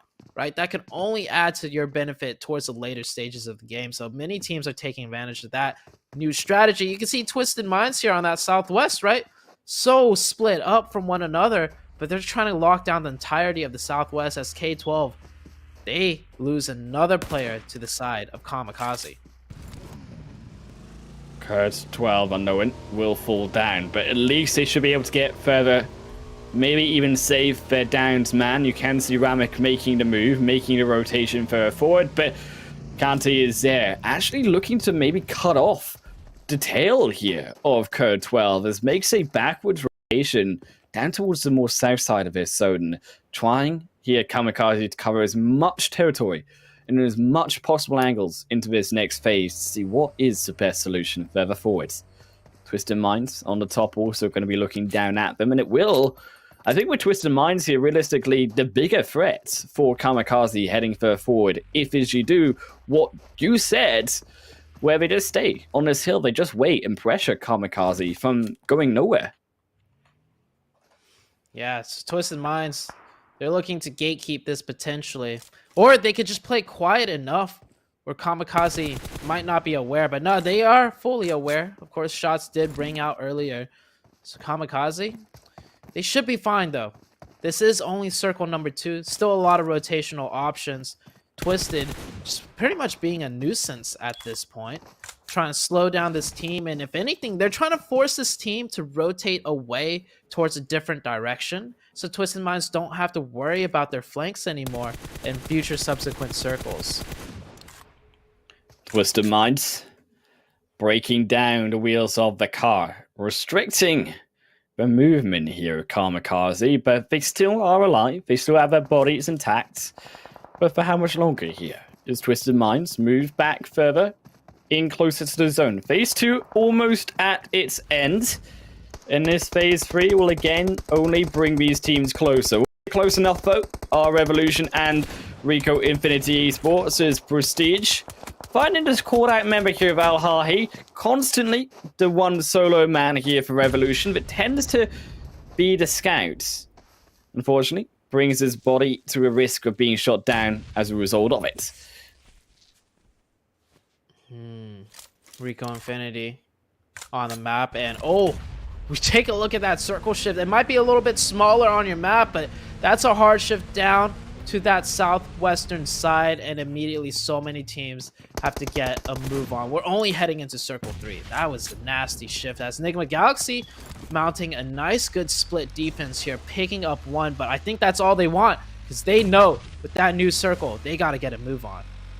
It's particularly nasty, though, Zute, because of the nature in which these teams are positioned. They're all positioned on the way that is going in onto this next shift. So they are all, as a result, looking for that small building here and there, right on the edge of the circle that is there for the taking. And unfortunately, you cannot make that mistake, RTG, onto the rock. And Rico Infinity Esports, a 3 kill for them. Handed onto a silver platter as Vito forced to rotate elsewhere. Rico Infinity, I think they ordered some delivery service. They ordered just 1 point, and that 1 point was delivered to them quite nicely. And you see right here on the map, a lot of teams already trying to make their way in. Very clean rotations. We still got 55 players left alive. Of course, this circle shift a little bit difficult. Players definitely losing some of their members here and there, but Rico Infinity sticking it strong. They're playing it slow. They're not frantically trying to rotate in the circle, and if anything, they're catching the teams that are being a little bit more frantic off guard and picking up some nice little elim points here and there. Really happy, though, I think, with some of the rotations here, some of these teams. I mean, you see 963, they've got themselves a more high ground on the opposite end of this road. Similarly here with Nigma Galaxy as well, taking that hillside there, Zute, just before the road. It's a brilliant opportunity there to punish those teams coming in, but also have the high ground to check up on teams down to the south who are already in that third phase shift. And that road is going to be the nuisance. It is going to be the difference maker in the future if it continues to centralize around it, because it not only splits here the players, but it splits them more dramatically, as we say, because there is such a large hill in such flow flat terrain that's all open on the other end of it. Yeah, we are taking a look at NASR here, one of the teams that should be playing better given their veteranness, but struggling just a little bit, driving on close, doing a edge rotation. Of course, this being Miramar, very difficult at this point to rotate more center, and even if they did rotate more center, you saw earlier on the map, a lot of the positions are all taken, and if anything, a huge majority of the map is just that mountainous terrain with so many ridges that's so difficult to rotate around. Nigma Galaxy set up in a nice, comfortable area with that new zone shift. So we just had a hard zone shift down to the southwest and now a hard zone shift up to the northeast. Rico Infinity definitely getting some work cut out for them because that circle controls is on their edge side. They are dominating it. You can see right there, they're taking out another member of the RTG side. Making it oh so easier. But they do get a knock against them as well, as we're not quite done just yet. I believe it was Jane who was able to find one equally back, but Vito in much worse for wear as he is on his own. And now 3 angry Rico Infinity Esports players looking to try silence him down. But there are bigger fish to fry. There is so many of these players rotating in. Falcons have already set themselves up, as we saw on that zone shift towards the western side. Also going to be pressure from them, controlling the flank. And it's these two teams with the high ground. It's going to be great if they can hold it. They're going to get so many kills and so much potential to shoot themselves up in the leaderboard. But with that is the high risk of that high reward of being taken out themselves. Yeah, teams are vying for this position. They're locked in at this point. They have the zone, and neither team wants to go downhill. So this will be a fight to the death. And Rico Infinity, they definitely got the man advantage. RTG forced to play a lot quieter. Rico Infinity up to 4 eliminations already. They're looking to pick up so much more if they clean out this side of the circle effectively. You see KS Vito here being a little bit quiet here, being more of a snake, and that could come in huge when taking this fight with Rico Infinity if they're not aware of his exact location. Ida is moving up though. Can he get himself up on that? No, it's just a little bit too much. Can't jump high, my friends. We're going to try it again. Oh, they found a strategy. They found a position that time. They're able to use their little leggies, and they do frog jump their way up. Now it's a man inside. Smoke will protect him. J9 won't be able to get anything from this. Is now Ida pushing further forward. RTG pushed further back. YaLLa, keep in mind also, rotating their way further in onto that zone, but it's KAMIKAZE. They are the first ones here to fall, alongside NASR immediately after. Yeah. On the other side of things, on the eastern side, not the northern side, we see CONQUEROR, one of the teams that we did mention. We feel like could have a better game here. Struggling just a little bit. They have lost 1 player, but they managed to pick up 4 eliminations for that 1 player. So that's pretty good trade right there. And they'll come in right underneath the side of that mountainous terrain, which is actually a good position in my opinion, because if it shifts up north, they have a way up. And if it shifts down south off of this high mountaintop, well, they're already pretty much down there and they can make their next rotations. Taking a look at the mini-map, huge area of the circle, just not playable because it is all open ground terrain. Everything else, just pockets of hard cover, some buildings sprawled out here and there, and that's pretty much it. As 1,000,000 get fully eliminated off on your screen there. Oh, but only so much more gonna have to go. Is the circle does shift directly here on top of Rico Infinity Esports RTG. All of these teams on that northeastern side. Now the control, it really is Sute. They gotta be able to find that split. I want Prestige further up that mountainside. Join up the rest of Rico Infinity. Make it a 2-2 because they're gonna need the members equally on either side. I was saying how this first Miramar zone shouldn't be too crazy, just because it looked like such a nice first circle. And somehow we have ended up on exactly where Rico Infinity is, and not a lot of teams can make it up there. We're going to see a lot of teams just fight for that low ground position. Stalwart Esports UAE being one of the teams that's going to have to work into that low ground position. But as far as the high ground goes, I think it belongs pretty cleanly over to the side of Rico Infinity. They still got to hold it, though. They've got to be able to survive. I think the hard work will be done for them in amongst the flats. KURD12 dropping down. You can see the bar there that it is Stalwarts, and they will control it. They wipe out the next squad. There is, it will be KURD12 saying adios. Zone fairly empty on that south side, and it is going to be, I think, when Stalwart decide to move. They're going to hold on to this position on the south side, and they're going to try to hope But we can keep an eye on here also Dunak moving further forward. On the other end though, Falcons as well, fighting their way versus Rad. Yusuf misses out on the nade. Dunak eliminated. There go the threat that we just talked about, but it's still high action, high threat here from Rad and also Falcons. Is Desha. Waits, gets in the vehicle, tries to leave. Yusuf knows, he hears it. He's trying to go outside, he's trying to find the angle, but a reroute is there and they're already away. So are so many of these teams, as they know, getting up to the top of this mountain. That's where it is. And a miss like that, you cannot miss those shots. And EC immediately punished for it. Yeah, he got one earlier onto Rico Infinity player, which is why there's one knocked up there. But Easy, just kind of wide in the open. That smoke zone gonna last so long, and yep, he will get knocked there. That will be another player down from Star Wars. Zone is closing in. You see so many teams just mad scrambling to that low ground because there's no way teams can rotate up to the high ground at this point. The next circle will shift out soon. We're down to 8 teams, 21 left alive, and this is a playing field for the Rico Infinity team. The phase is going to shift once more, and it centralizes slap bang on the solo of Prestige. But it's Bandar on the front line. He's still got all the kills to his name. As Ralph will be falling. Now Hamodi there to revive, but I don't think there's a way out here for Nigma Galaxy. They're only going to roam in on Rad as well. In the zone, you can see that actually, yes, it is Rico who control that circle, but there are a lot of these teams who are moving their way further forward here, Zuti. They are surviving, getting into some of these crevices that are there for the taking. Yeah, there are some crevices left, but those crevices are on the other side of that giant sprawling mountaintop. So they need to go around and circumvent this, somehow make it up there. By the way, Rico Infinity already at 11 eliminations, and there's still so many players left alive that they could take advantage of. But they gotta be careful on their northeast side.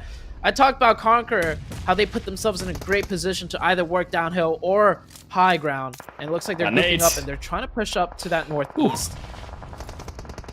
Oh, that tickled the backside there of 963, but he survives. Messi can see another day. Fortunately, not the case though for Nigma Galaxy, as they'll be also leaving us alongside 963 Egypt, and Hamodi is still there. He is a solo player. I do have to stop myself there because Nigma, they keep himself alive somewhat. Not can be said the same though for CONQUEROR, as they will lose another. YaLLa continuing to push on all fronts. Sanji on the solo 1v1 against Stalwart, but it's all the 3 on the other side pushing up against CONQUEROR. Another need finds Rever, and there goes down to the solo as YaLLa continuing their push further forward. They are so desperate for these points as well, as they will look. Find Calica in between that crevice, but he finds one only, silences him down as well, and Powerful cannot even return back. The smoke too much, completely bamboozled as Calica jumps down, can't find the other though. Powerful shuts him down. What is this split out of Rico Infinity? They're doing like a 1-1-1-1 split. This is crazy in a late game, especially like Miramar, but they have their angles covered. They know the map so well. They're able to get away with this one. Rico Infinity at 14 already, and they literally control the entirety of the map. They even have a player out in the blue zone for some reason. I don't know what happened to that guy. Maybe he slipped off. But he's trying to make his way back in a vehicle right now. We're down to 3 teams. Rico Infinity with 4. YaLLa with 2. RTG also with 2. RTG has been just snaking it alive up here, sharing this mountaintop with Rico Infinity for the past 4 circles. If it ain't broke, don't fix it. That's what the saying was at the start of this game. Well, RTG, they kept themselves alive. Down to the final 3 here, Zute. Might not be much longer, though. It is now Vito silenced down by Prestige. Finds the knock. YaLLa maybe confirm the kill, though, if Powerful can just find themselves. No, they won't. Over the mountainside, because it's still given away to Prestige. And it's that high-angle threat from Ida, who also threatens here YaLLa, restricting that movement so heavily, enforcing them outside of his zone, just outside as the blue zone phase 7 is closing in. The pressure only beginning to mount. This high ground position from Ida will be the nail in the coffin for YaLLa. There's literally nothing they could do. You see right there, just you can't even look up that far. And Powerful's down to being the last player. But RTG, is that last player of RTG in the blue? He is doing the heal off. So YaLLa, the best they can hope for at this point is to secure second place. There's one more first aid coming out of KSJ9. Can Powerful just survive a little bit longer? But they're hunting him down. They can see that he's behind the edge of that rock side. Banner knows they're there. But RTG, they fall in third. YaLLa have confirmed second place, but this is as far as the line goes, I'm afraid, Powerful, because all of Rico are over you. And they steal the game away with, I believe, they're at least 17 kills. Ridiculous out of our top place team here in the PMPL. And I know, as ridiculous as that sounds, and I may sound like a broken record, but something more ridiculous is the fact that they're $4,000. They have $4,000 now in their pockets. And between those 4 players, one weekend, in just one weekend, each of the players have made $1,000 for themselves. And that's not even including the points racking up for them to make it into the finals, where there's even more prize money to be had. I'm sorry, man, when you're bringing in 4K for your team in the first super weekend alone, I gotta give some major recognition and props to that team. Rico Infinity looking so dominant, so strong. And it's crazy to me to see Rico in this position as well. As a person who's casted Zute all of the PMPL Arabia from last year too, Rico were a team that, by the way, barely made finals at this time when the spring split last year. They barely survived in the 16th place. And now to see them as the best team that we've got, the resurgence that they've been able to rise through with, and then be able to also, as you say, get multiple chicken dinners already only on our first super weekend with still 3 games to go.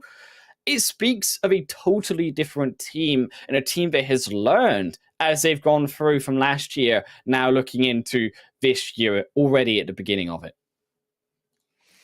Yeah, it's just that improvement, right? They've been putting time in the lab, just studying teams, studying like how to play better, working on that team synergy, and it's really shown through. But YaLLa Esports, given credit as well. We just spoke about this team, one of the teams that kind of taking a look at to do a little bit better, and they definitely did, coming in with 20 points. Stalwart UAE bouncing back from that first game. And Nigma Galaxy, hey, I never said that they would get the chicken coming into game number 2, but I always said they're a team that if they had a good game on the very first game of today, they could keep that momentum. They could keep that veteran experience they have for the rest of the day. And in game number 2, 14 points, that's pretty good for them as well.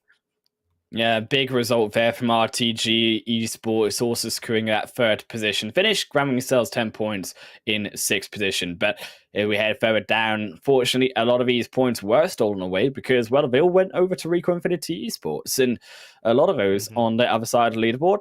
Still some work to do for that next game, and I think we've got to mention it one more time there if we're going to sound like broken records here. Zute, Revolution, 12th position, 1 point. It sucks. But the caster curse, I mean, what can we do about it? We just have to curse at least one team once a day, you know? Yeah. No, it only lasts one game, all right? There's 3 games left. Let's just, just not mention them anymore.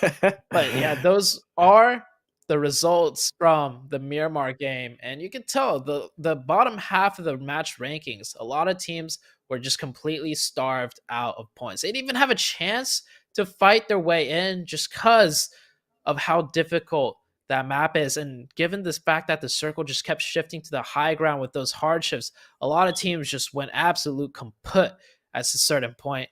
And even with 4 members on a team, not able to secure more than 2 or 3 points. So that is the difficulty of Miramar. And of course, Rico Infinity. They soaked a lot of those points up, getting so many eliminations for themselves. Look, for Rico, they have so solidified their position. And I would almost argue at this point here, Zute, Rico, they're looking at already qualifying through to the finals with a series of points like this. To be fair, if this is a trend that they're going towards, no doubt we could see Rico Infinity Esports, Zute, in those top 16 later in the tournament. But even if they don't do well, the thing is, yeah, you're right. They've secured enough points to maybe have already qualified, but they're not only looking at the points, right? They want to get into every super weekend because they're getting a taste of that money. It's that $1,000 for me that's a game changer when it comes to these super weekend matches. And we of course check out the best offer moments of that game too. You could call it, quite frankly, a Rico Infinity Esports highlight reel, because that's what it was. Yeah, it's going to be a lot of Rico Infinity. This is going to be a Rico Infinity highlight reel. You see here early on, they were taking all of the fights on that northern side, and it heavily rewarded them with those shifts when they ended up controlling everything.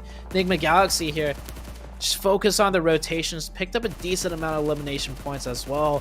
And as for many of these other teams, they just had to get whatever they could in the form of elims, because those circle shifts did not favor them at all, and not much they could do when it came to rotating up towards that high ground, towards the end game. Still, there were a couple of these points here and there that were picked up by some of these players, as YaLLa finding, of course, a few there here, also securing their second place finish, as we said as well.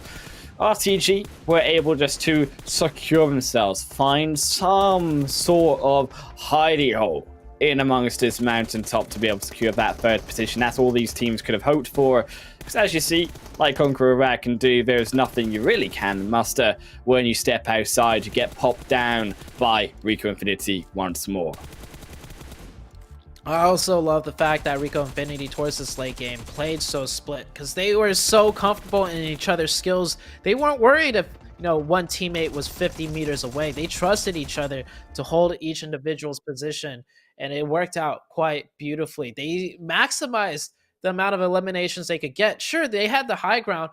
They could have focused on just one side of the map, but they focused on 360 all around to maximize their elim efficiency, and it really showed through at the end of the game.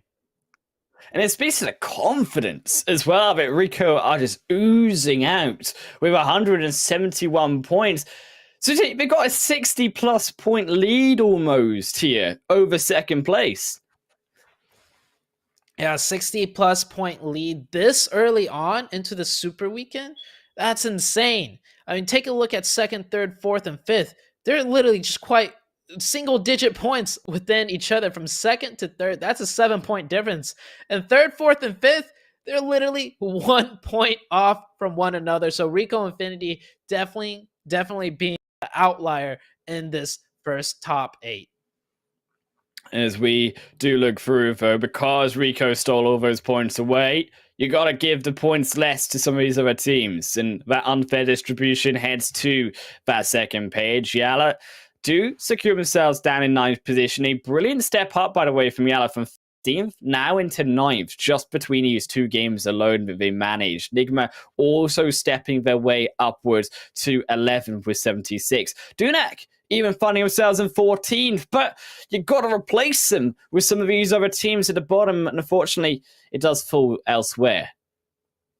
Falcons now in that last place position, but we still got 3 games left to go, and we saw Nigma Galaxy, a team that was pretty much tied with last place coming into today, and just after 2 decent matches, they're back up, not at the top, but they're climbing their way back up to the top, which is good to see. So I think any team can, make that comeback at this point. 3 games left. We've played 2. So that's still a lot of space for these teams to work with. There's still 3 more games to go for these teams. Everything can change as we're going to be back to Erangel shortly after another break.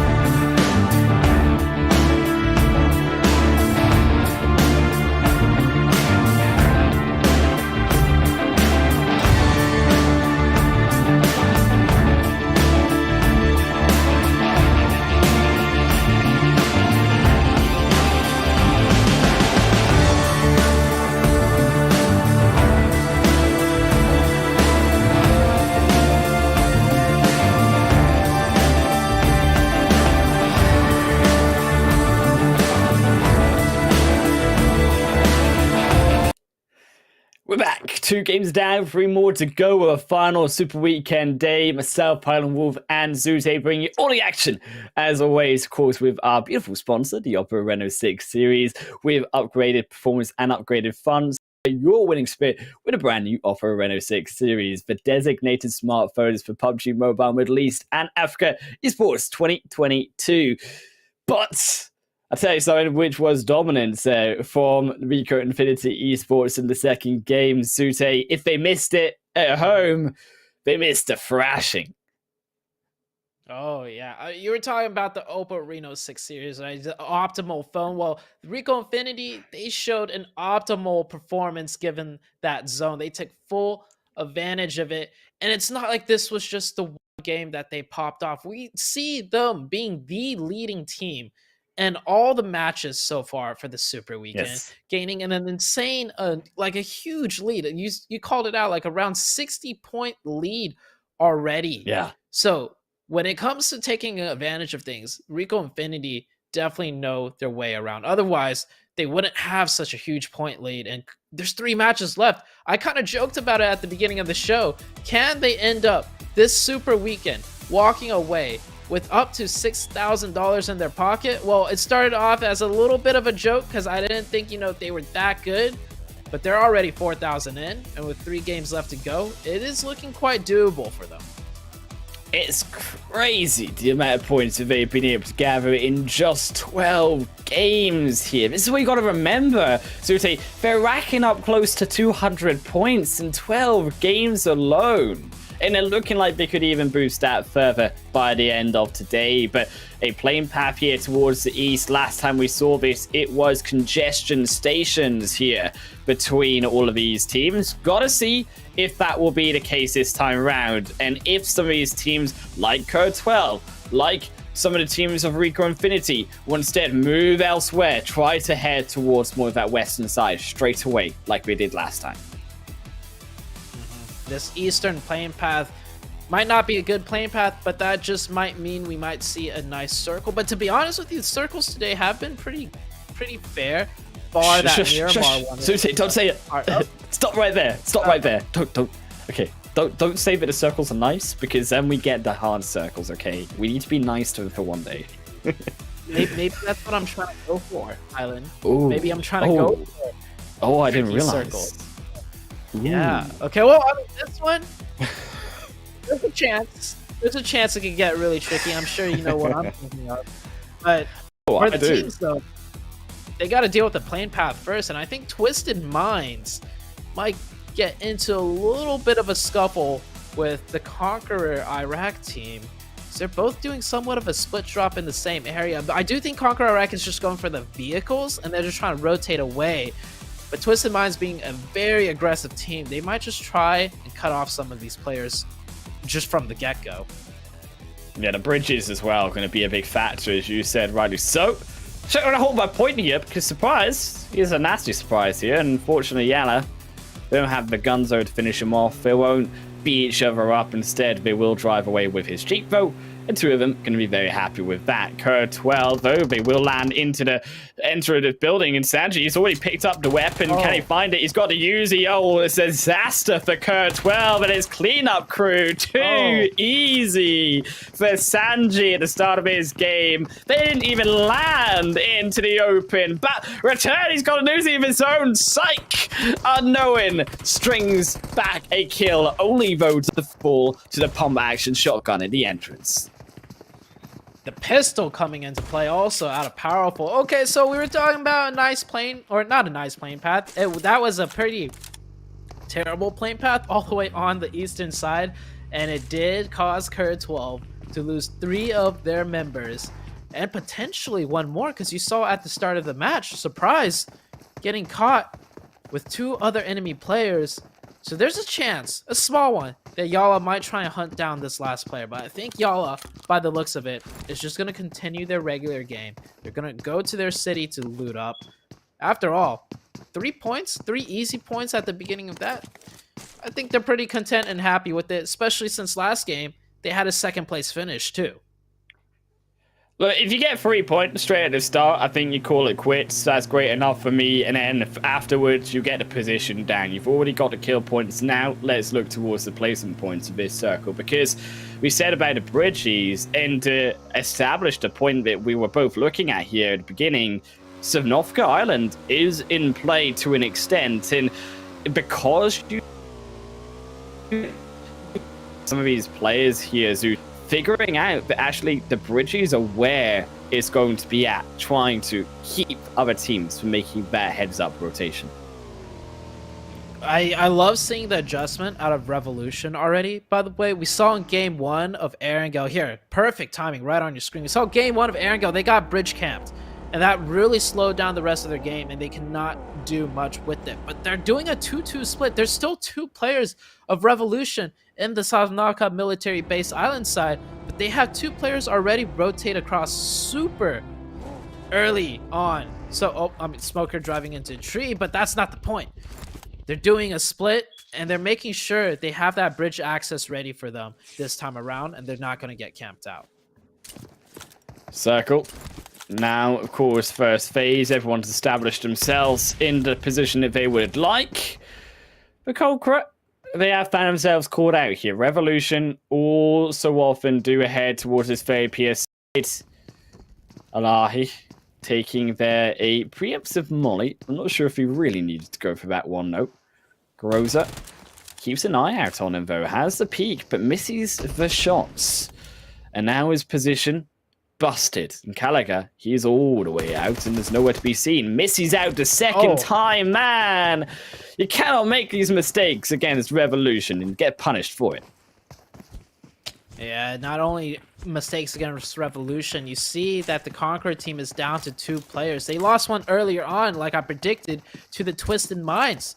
So Twisted Minds getting a little bit of a lick in onto KONQUEROR Iraq, and now the side of Revolution also doing a little bit of a hurt, a little bit of damage. And KONQUEROR Iraq, they had an okay game last game, but this is not the way they wanted to start off match number 3, coming back into Erangel. Game 3 here is gonna be now Revolution holding at bridge side. And Revolution, I should actually say that as much as they rotated towards the military base, they instantly rotated back into that mainland Erangel side. The fast rotation there to punish KONQUEROR and just completely out-rotate them into the side of the ferry pier, it is a feels bad, man, but actually something that I think KONQUEROR should have been wary of, considering with Revolution, every single game, they always make this rotation anyways, and they should have been more wary of the fact that they could have been gate-kept, and as a result did get punished for it. Heading back, of course, to the replay here is back to the other KONQUEROR player. Speaking of, this is where it all went wrong. Keto just completely out-smacks him inside of the Jeep. Oh, he shuts them down. Driving straight into his car. Oh, wow, okay. Straight into the building with the motorcycle. That was some nice maneuvering skill. Some some drift action right there. Was that door open already by another Stalwart Esports player? Like, how was that door just open for them? It was just for the cameras. It was just for the cameras. That's what it was. Yeah. The cameras there, though. KURDSQUAD picking up one. Surprise. He's a solid player, but he still outplays 1v1 and grabs one of Rico. Yeah, surprise says surprise. Someone here, Occupido, and Rico Infinity, definitely not happy. This team, oh, they're out for vengeance. They have such a huge point lead that I feel like they took that one personally. Like, how dare you just snake one of our players out like that and try and dip? But yeah, okay. He's going. I was once again a little bit joking about taking it personally, and they're gonna hunt them down. But quite literally, they're driving all the way over to hunt down this play. Oh my gosh, that is. You talk about don't mess around with them. Talk about a player here. Either got a bounty on his head and completely with the help of Bandar shuts him down. That was a good 400-500 meter chase, says Zute. Yeah, it was. I mean, it was on the edge of the map, right? So Rico Infinity maybe planning to rotate around here to get some more information, and it being on the edge of the map, they know there's a lower chance of getting third partied. But still, you could tell they were not happy. When that player went down, he was probably yelling at his teammates like, avenge me right now. Avenge me. There's some solo player out here that just snaked me out. I'm not happy with it. And the rest of the Rico Infinity team follow up. But that's what you love to see. That camaraderie on the team, that teamwork, the almost like brother in arms mentality. That's a mentality you kind of have to have if you want to be a top tier team. It is a team game after all. Not if you're a surpriser. That was not what you were looking for, Zuti, okay? We were looking for the assassination. We were looking to get away. Unfortunately, you picked the wrong team to assassinate, though. Being the top, as we said, of Rico Infinity team. 1EMILLION Esports making their rotation through on the south side. Up on towards this mountainside. Already taken, though, by Twisted Minds, who actually just give it up. They're not even interested in the fight. They just immediately rotate away with the two that they've got to go back to a further position. But KONQUEROR are also here, and the fact that KONQUEROR are there only makes it worse, because that's only the two players that they've got. Yeah, look at the southeastern side of the zone. So many teams playing split up around it. Twisted doing a interesting 2-2, to say the least. Might be punished for it as Stalwart Esports UAE throwing some grenades. They're looking to pick up some points here, maybe make an opening and then go for the push. So the other two Twisted Mind players should be arriving soon to support their teammates. Oh, you see it on that mini map. The other two are coming here, but looks like Twisted Minds is just more so looking to disengage and provide some cover if necessary. So well done. Yeah, I think that they're looking disengagement out of Twisted. They're looking for that next building. They're looking for the compound. They realize they can't get anything but what they were already taken. So they will instead look elsewhere. In fact, they just find, with the help here of 1EMILLION, a free kill for 1EMILLION on their two KONQUEROR. KONQUEROR not even willing to move down to the solo player as Twisted Minds, Vigors, doubt, of course, 1EMILLION are here and wants a bit of that action himself. The nade won't find it though, and Gaga driving in, misses the execution. Now he's on the wrong side of the fight, has to drive away. And off he goes, almost off the edge of the cliff here as Twisted Minds separate completely 1EMILLION from the fight. Interesting play by 1EMILLION. But Twisted Mind knows he's on their flank and they need to take care of him quick. So Rolkus immediately going aggressive, just challenging him hard. Straight up. He's got to win this 1v1, and I think, turning your back was not the play. I feel like this 1EMILLION player should have stayed and fought, and he kind of just gave his life up for free to Rolkus. But even if Rolkus went down there, you see Kaido coming in from the Twisted Minds. This is, I've said time and time again, Twisted Mind is one of the most aggressive teams here, probably the most aggressive, and you can see that aggression. They left that fight earlier against Stalwart, not because they were scared, because they were looking for a better fight to take, and they found one here, and they pick up one quick, easy point. They're at 2 eliminations already. I actually like as well they hit Dami though further back, so they're not completely giving their further position in the zone, especially considering the next phase is about to shift. So taking it on a 3v1, knowing that you've already eliminated 1-2 players out of these enemy teams around you, you don't have to bring all 4 players, and as a result they keep the position and as well as the kills, and it's a smart team fighting from Twisted Minds is what we want to see, particularly because that zone has gone away from Twisted Minds. It's gone over again to the side of Gatka. Is fortunately KONQUEROR, they find a hard end of that stake of Twisted Minds as they put a bow to his face and blow him up. That's another team out and eliminated. 1EMILLION. Gaga tried to make a hero play by getting that flank in, but the rest of the 1EMILLION team didn't really follow up to support, so he kind of was left on his own and was immediately punished by the Twisted Minds. But we are going into the western side with that western circle shift. We got, once again, a huge playing field of just wide open terrain, maybe a couple shacks here and there, but not many compounds left in this zone. 963 Egypt on the run. Zute, because RTG is a blue team, but it's a rogue. It's a solo. It's not actually 963. It is the enemy. Saran not going to search for the hunt, though. is 963 far too far away. Is they will get themselves in onto Potato Hill, but a long route into that zone. Heading into Pachinki, you've got to imagine, try to look for that church side, but that may just also be taken up by NASR already inside of that zone. The church, Pachinki, fairly strong to look over into the zone, but definitely, as we hinted to that first game as well, Zute, the hills to that more western side, of course, going to be where teams look for.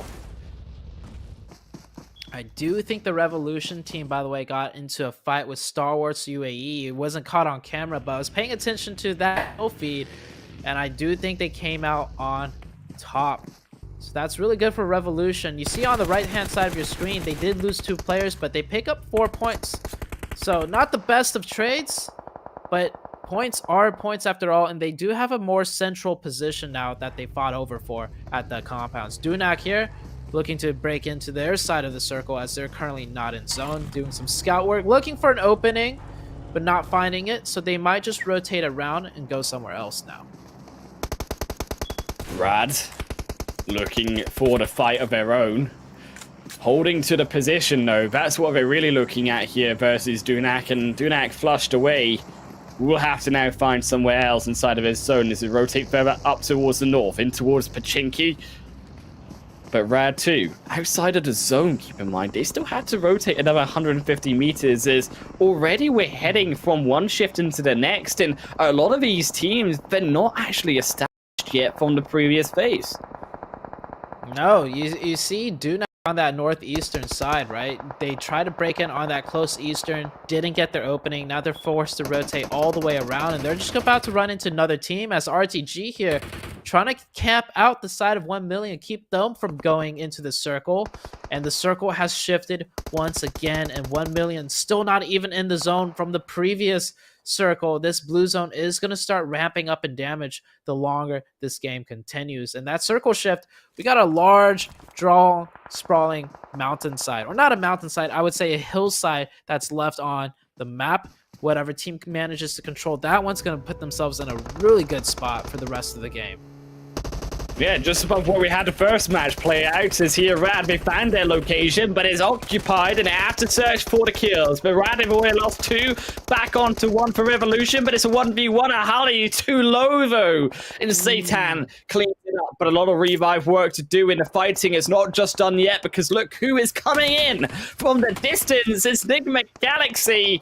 Satan, yes, gets shot up, but has to find a revive. On the other front, though, it's KAMIKAZE up against NASR. KAMIKAZE heading further in onto the building. Flush out NASR. Easy peasy lemon squeezy as they just squeeze the life for 4 kills. KAMIKAZE playing that super well. Nigma Galaxy, they're going for that third party. I love the proactiveness out of this. This is not a Nigma Galaxy we're used to seeing. They're usually a team that plays very safe, very passive, and they're up to 6 eliminations already. Something's definitely different today compared to the first 2 days, and I love what they're doing. Dunak making that hard rotation in. KAMIKAZE once again has to defend their compound. This compound's so well sought after in a zone like this, and their defense is looking good for now. Oh, just as I say that's falling apart, but the flank by Azes into the backside of Dunak. It's just down to that 1 player, 7 Reap. Last one up for Dunak if he gets eliminated. Oh wait, there's 2 left. Oh, this is not looking good for KAMIKAZE. KAMIKAZE down to 1. Enigma Galaxy with another third party coming in on the flank side. And it's only gonna continue here. KAMIKAZE down, but it's a 5-man party here when it comes to all of these 5 squads. Enigma, they will settle on the other end, but Dunak, they are here to stay. They hold the line, but they have lost 2 of their players for it again. We are down to a situation with Dunak, YaLLa, Nigma alive with the kills. But can they keep themselves in this game to progress further up on this leaderboard? Because we still have the top end of the spectrum when it comes to Rico, of course, always alive with Twisted Minds. YaLLa, by the way, on that northwestern side with 4. Twisted Minds on the just hard western mountain or a hillside also with 4. So 3 different teams with 4 players up. all in very strong positions. It just kind of depends on where the circle goes. But of course, Nigma Galaxy more centered up. But look at Twisted Minds split right now. They realize their side of the circle is pretty clear, and immediately they venture out to look for more sightlines and establish more control as we wait for the next circle to shift on out. Rico Infinity Esports, though, not gifted this zone, and as a result, feel that pressure. Another knock against him. SK Tan, I believe, almost went down there. Was revived. In fact, it might have been either. Looks like he was the one who got knocked. Only 75% HP there is RTG, eSport KURDSQUAD, also to make their way from the same side in onto a westerly shift for phase 5. 30 seconds to make their mind up, but the fight, it might just stall that out if Rico decide to go south. Rico Infinity with control of the high ground, but they don't have control of the zone. They're gonna need to work their way in. Enigma Galaxy getting an opening on Dunak. Are they gonna push this though? Do they have the info? It's just one player left. They might have an inkling, because if there were 4 players of Dunak all in one compound, there'd be much more shots ringing back, but there isn't, and Lord gets that Kobe in. And that's a clean finish for Nigma Galaxy. 8 elimination points already, and with that side of the circle cleared out for them, they can focus fully on their flanks. But they did use a lot of utility, though. Keep in mind, all of those nades to finish off Dunak, and they are still inside of their zone in a comfortable location with teams that could push on in onto them. Falcon, though, is their shed that Rico searched for. As they go inside, the smoke there to make it harder to see through the windows and find the exact nade location. But Bandar will search anyways. Goes back in onto the Jeep. Looking more like a big camper van here with all the frills and the spills. As you look for the blood to spill here from Falcons. Damar behind the hay bale. Chucks out the nade. What should I say? Molly here. It looks to burn him up, but mollied himself. Now down last. Eliminated through. But it's Damar with the strike back from the knock. Cannot make the revive because it's RTG to take the rest of Rico out, and still Falcons in the firing line. Need to be careful. Down to 1 player. Last lost alive there to SK Tan. Picks up an extra kill even from the grave. As YaLLa finding the 1 miracle shack, but it's outside the zone as well, and 1 million, they know it. But he's being the nuisance that he is. Sanji, he finds the one that he needs. Can he 1v2? Can he eliminate 1 million on his own? He finds a confirm kill. And 1 million decisively wiped down to a solo. And another nade over the top. Right on target. That looks like it could land, and it does! 1v2'd by the YaLLa player. YaLLa looking so good right now. That was a 1-3 split, by the way. They dedicated Sanji to hold that side all by himself. I don't necessarily fully agree with that because it could have easily gone wrong, but when done correctly, it looks quite like a beautiful setup. We're down to 5 teams. We got 3 teams with 4 players still up, and it's the 3 heavy hitters, dude. Nigma Galaxy, YaLLa, and Twisted. This is going to be a nice game-ending finish. Of course, Nigma Galaxy with a little bit of advantage here, as they do have some of the compounds still in play in the next circle shift, whereas Twisted and YaLLa, there's not any hard cover for them to really play with coming into this circle number 7. Sanji will wipe out Falcons. Down, as we say, to the 3 squads. The trio. But the zone away from all of them. Barely the building zone. For Nigma inside this phase 6. That's a crucial part here for them. They don't have to move. They've still got a location there for them, but they will try to dedicate more control into this zone. They'll actually send Ralph all the way up to find the confirmed from that knock. And they can't find it just yet, though. Back, turn around. Look for the run over potentially onto the 2. Scouting out more. The nade will miss. Is a stop on the vehicle to avoid it, but Ralph, he's done the scouting. He knows that the location is there, but it's Lord who's sniped out by YaLLa, who also join in onto the fight, and Lord wiped from the edge of that map by YaLLa to 3. Now Nigma realizing we had to go back into the building. Phase 6 not so easy to be able to take in control of. Nigma Galaxy trying to fight off a little more they could chew. I respect the proactiveness, though. Trying to do more. And YaLLa takes one knockdown on their side as well. And Ralph, that smoke is not hard cover. It could block the line of sight, but that does not prevent Twisted Minds from spamming that tree side to shoot at whatever little body part is sticking out. And there you see another 17 damage coming through. Ralph definitely not caught in a good spot. He's got to use some more smokes to stay alive here. As Twisted gets knocked by Freak. Beautiful shots from Freak up on this rooftop. Finds the one. Can he find a confirm? He's got them down almost so low. Behind the Jeep, blows it up. There goes a confirm through. The vehicle also now out of play. But where will Phase 7 go? Was that required piece of mobility? Will it centralize into the flats? All the teams waiting, not willing to move. Phase 7. Mini Finds it. As you say, the Mini grabs it. The one just before the phase shift. Back up to YaLLa, though. That's the silver lining for them. But it's another knock through for Ralph. 2 for 1. It's the help of Powerful, though. Also going down to Twisted Minds and YaLLa. The zone may be with them, but they're falling apart. Ragnar barely alive, and as you said, the smoke again. No hard cover. Enigma, they find a final one. Ooh, YaLLa goes on third, but that's another decent finish for them. We're down to the last two teams, a 3v3. Of course, Nigma Galaxy do have the rooftop, and Ralph just surviving so long at that tree side. He's picked up at least 3 with the Mini from there. And not only that, he's the one making the openings for his team to get closer. Ralph coming in clutch right now in this position. Zone is closing, though, so Nigma Galaxy do need to move in as a YaLLa team already fully in the zone. 14 kills for Nigma Galaxy. A much-needed game. Here is a at least secure second, but they're searching for the extra. Vigors is down. They almost found a knock onto Kaito. Twisted Minds would have fallen apart with the knock, but because Kaito lives, there's the off-angle threat. They can't go round one direction and snipe out Rolkiz with the numbers advantage.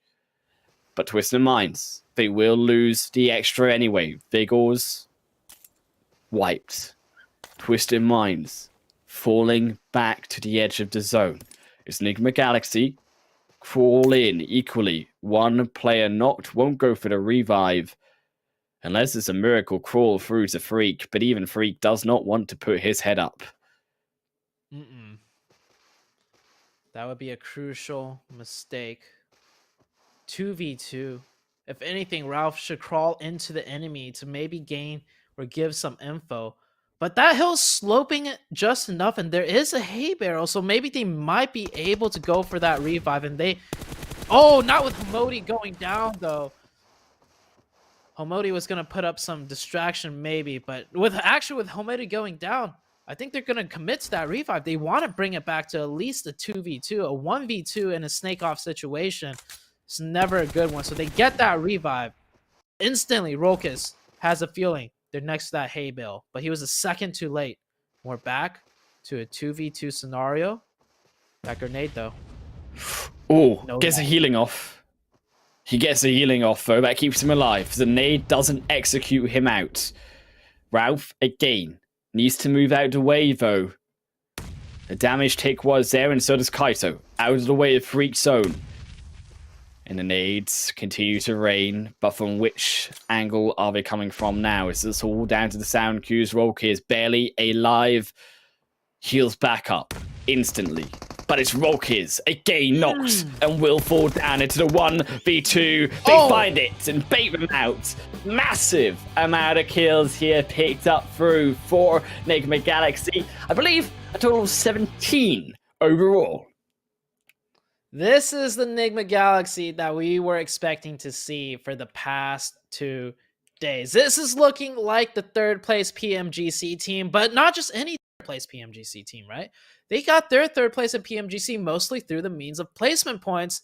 And at the beginning of the show, Highland, I said to you, they're not doing too good And I would only cut them some slack if it's because they started to play more aggressive and to work on that aggressive play style, because that's what they lacked in PMGC. And here today, we see that aggressiveness. They hit some sort of switch. They've figured out what they wanted to do, and they are just absolutely tearing it up today. 17 elimination points, like you said, a total of 32 points, and the chicken.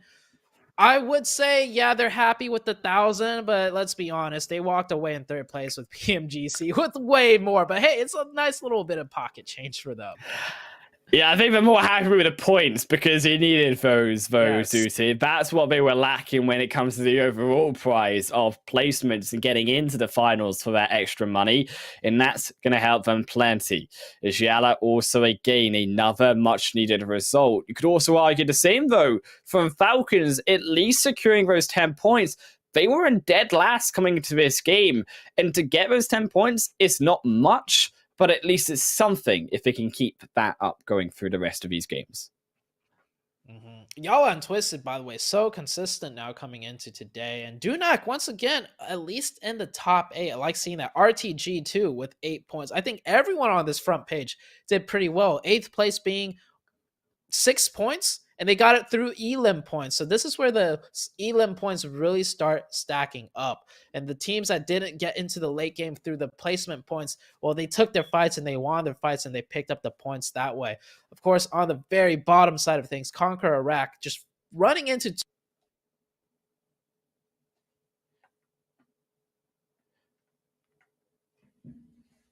Still going to be 1 million. Nope, jumping in through, as we said, Zute, through to that second half of the page. 1 million stepping up with 5 points, but it's, of course, the unfortunate event here. See, but you got to see it at the end of the day. 963 back down. Revolution also down to 4 points, missing out on the overall results here. But to look over at those results, there's still 2 more games to go, and it's down to that consistency. Can Nigma still bring that up, though, Zute, through into the next matches? Because guess what? It's Sanhok next, and that's going to be the hardest to keep consistency through. Oh, well, I think Nigma Galaxy have a really good plan for Sanhok. We saw it in PMGC. They're going to go for that heal strat. But seeing how well they're playing now, playing aggressive, maybe they want to change it up on Sanhok too. You know, practice playing a bit more aggressive into the Sanhok map. We'll see very soon. But sorry, my mic just just flustered out. I don't know what happened there. So apologies for that one. But yeah, Nigma Galaxy looking really strong. Not just Nigma, YaLLa as well. So I'm really happy to see some of these veteran teams finally starting to pick up the place as we're, ending the very last day of the very first Super Weekend. Makes it all so exciting, though, with the leaderboard as well, Zute. Measuring it up slightly equally. Okay, fair enough, Rico and Infinity are way above the rest when it comes to the overall results. But if we look towards the rest of the leaderboard, at least it's looking somewhat similar now. Yeah, the points are getting a bit more crunched in the middle, which I want to say is not good for the 4 teams that didn't make it into the Super Weekend. You want to see some of the teams near the bottom just continuously struggle, so that makes your point entry in a lot easier coming into Super Weekend 2. But some of the teams that were near the bottom coming into today are all having some pretty good show-out games. So that just increases the point threshold for the 4 teams that didn't make it into this Super Weekend. And looking at the Opal moments, well, Twisted Minds, as always, starting off the match strong. And YaLLa is, too, getting 3 free, well, pretty much free elim points to start off the game. And, oh yeah, you do not want to mess with Rico Infinity. We saw what happened there. I mean, they hunted one. They hunted one of KURD 12 down, and they hunted him hard. I mean, surprise, I don't think you've ever seen a chase that long. I've not seen one anyways for a long while to go that far. But Ahahi, I think, was valiant effort, but this speaks to the whole story of the game where it was just these third, the 4 parties that constantly towards the end of these circles, we saw it in game 1, similarly here as well, were the undoing of so many teams. And Nigma Galaxy, notice each time you see them on these Opal moments, they were third-partying their way into the rest of the zone. That is how they managed to pick up so many elim points. That's also how they managed to put themselves in such a good position towards the late game, because they would follow where the action went, and the action is naturally usually breaking out in areas of the map that are really strong. Multiple teams want to fight for it. Nigma Galaxy just positioned themselves in a way to take advantage of each of those, and honestly, them not confirming that point right there, Twisted not confirming Ralph that crawled all the way in, that was the coffin in the nail for them, because Ralph hit that opening nade in that 2v2. Ralph, I would say, was the MVP of that match for Nigma Galaxy. He put in so much work from that off-angle tree side and then managed to crawl in to get revived to open up the grenade later on in the 2v2. Absolutely beautifully done by Ralph. And they need these points, as we said, because they were on the bottom, but no more. They're rising to the top. Let's see if they can continue that through on Sanhok after a short commercial break.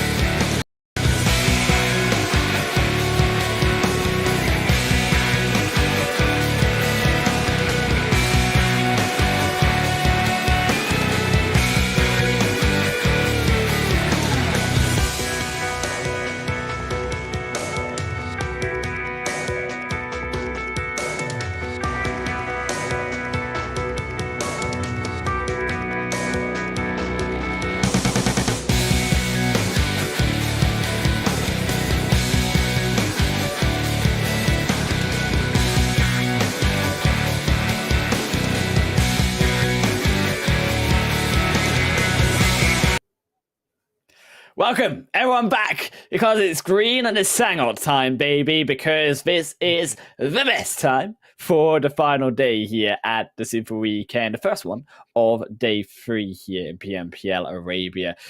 Gotta say it though, Zute, it's been a wild one here with some of the underdogs stepping up from the underside of that leaderboard. Nigma taking a 17-kill chicken dinner in our last game of Erangel. It's funny that we refer to Nigma Galaxy as an underdog team. They were definitely the ones that were supposed to be in the top 3 or top 5 at the least, the entirety of the Super Weekend. But you're right. We came in today with them in 15th place, tied with 16th place in points. And then just in 3 matches alone, they have absolutely shot up the rankings. And that's what I'm talking about with veteran teams. You know, if they don't start off strong, it might literally just be them trying to figure some stuff out, how they want to play. And once they figure it out, you know, the light switch, it gets turned on and it's a green go. And as far as Nigma Galaxy is concerned, they got 3 back-to-back really good games and getting the chicken as well in the game that we just played. But I'm still hesitant. You know, it's one day of games. Anyone still could pull off a great day. We've seen it before. I want to see them still keep it up. If they can do it on Sanhok, I feel like they can impress me. But gotta see if they can keep that consistency going through.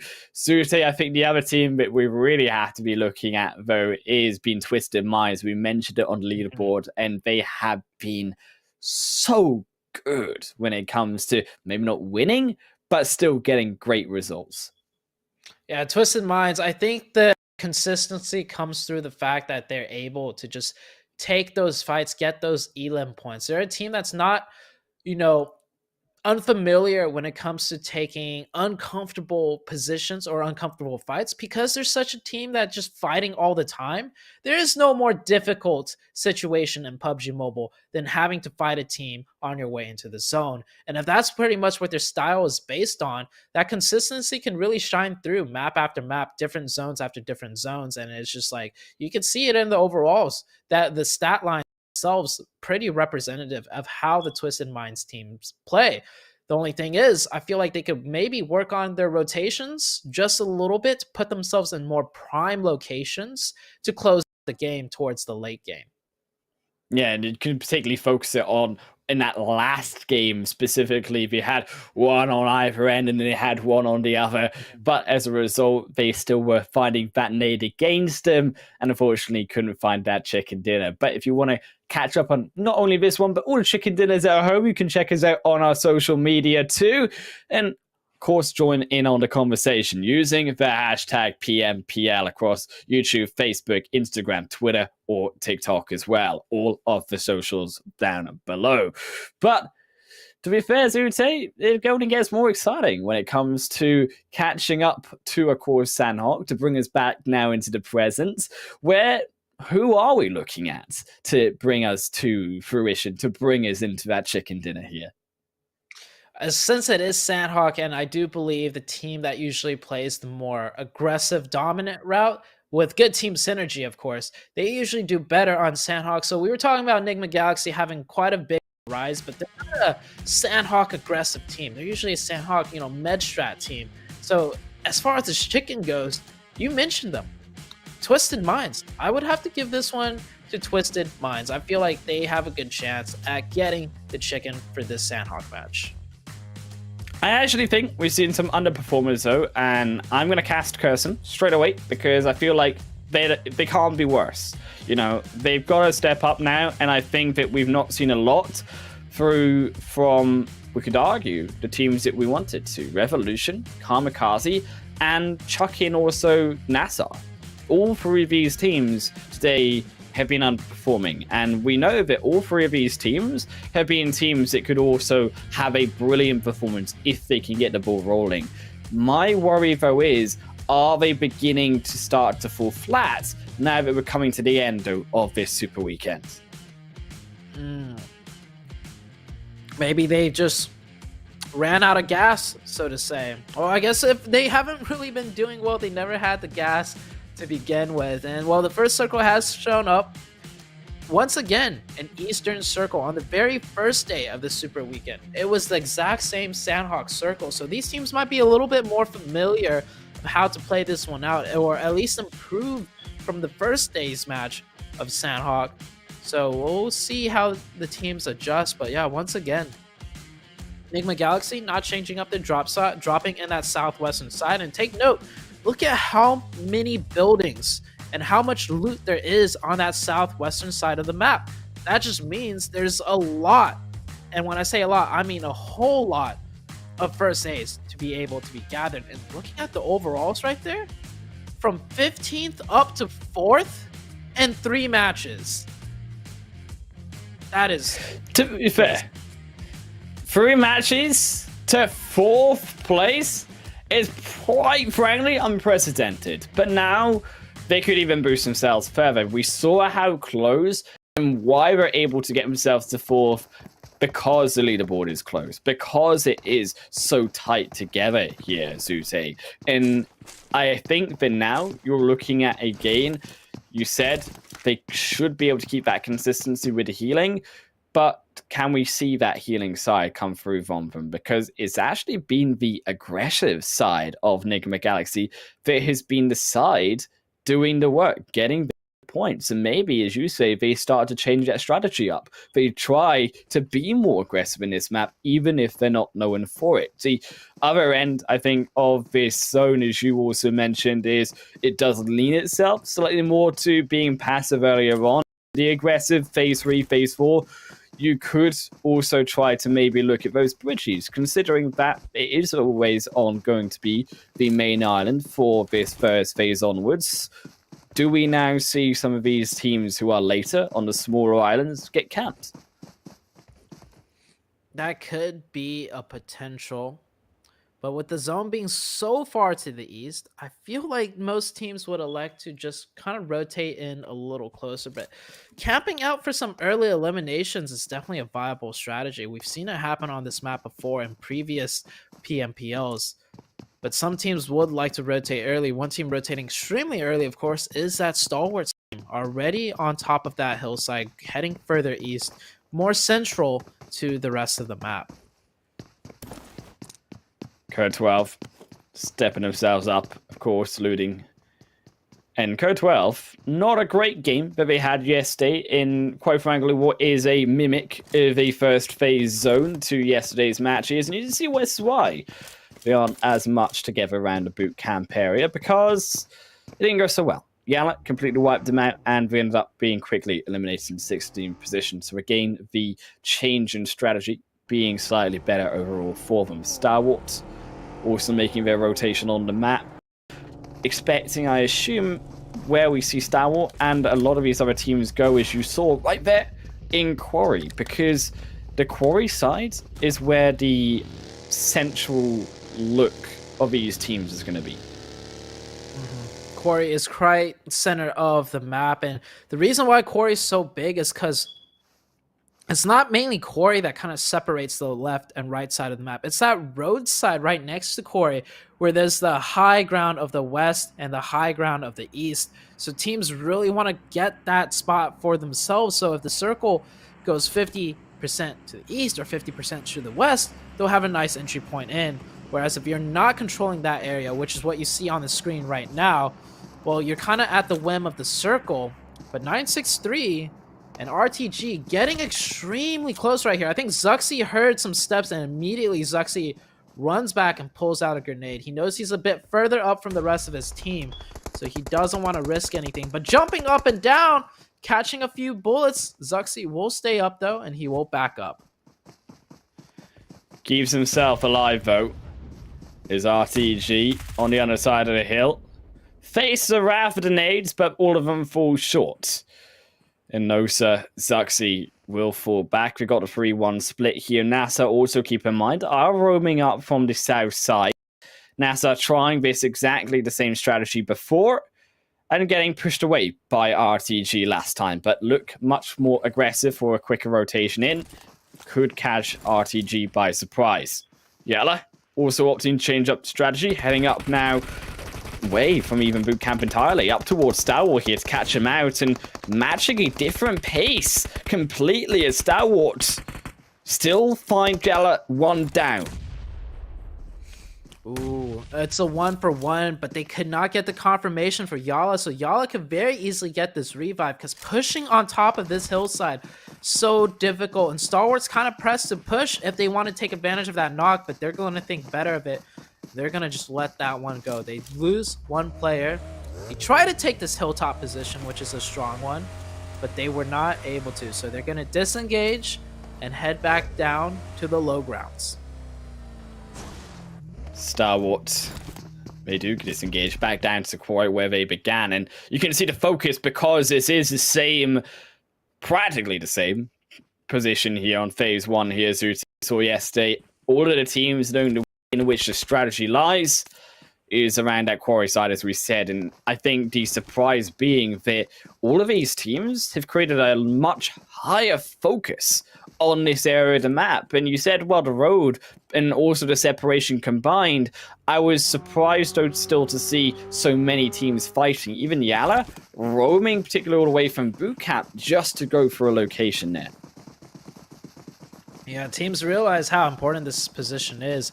And not just that, as far as Stalwarts go, they came from Painan, YaLLa came from boot camp. They realize they have an entry point in where there's not going to be any teams in front of them up to this point. So they were very comfortable in making those fast rotations to that area. But of course, Stalwarts and YaLLa, both coming in from the western side, they had a little bit of a convergence and a little bit of fighting. But I think they're well aware of where all the other teams are. And so they're not worried to get so center early on, because they don't have to necessarily take too many fights to get there to remain in a safe position that's more centralized up on the first circle of Sanhok. But we're going into the second circle very soon, Highland. Still, circle will shift. Where will it go? Because it's got a little bit of time for these teams to center up. There are still a lot of outskirting teams not around Quarry yet. We still got Revolution over in Hartin towards the north. Dunak also going to be there to join them. 1Million doing better this time, not going to try to gatekeep that bridge, and will head further down to boot camp themselves as well. Also, when you look towards KAMIKAZE on that map as well, up towards the north end. So it's not all action in around the Quarry, but it is looking to be a rainbow of colors around more the south end of this map. And I wouldn't be opposed here, Zute, to a northern shift up to Paradise Resort to punish all of that. Ooh, but we're going to get an even better shift. I think we're going even further to the east side. We did have a circle end in Lakawi one day. We got half a circle in phase 2. Yeah, that too. We got quite a bit of water in play. Now, this is going to punish, instead of the teams in the southern side, because you wanted a northern shift, this is actually going to just punish everybody on the map. Because I don't think any team is quite prepared to head this far towards the eastern side where there's some of the water still in play. So even better if you wanted to punish the teams, Highland.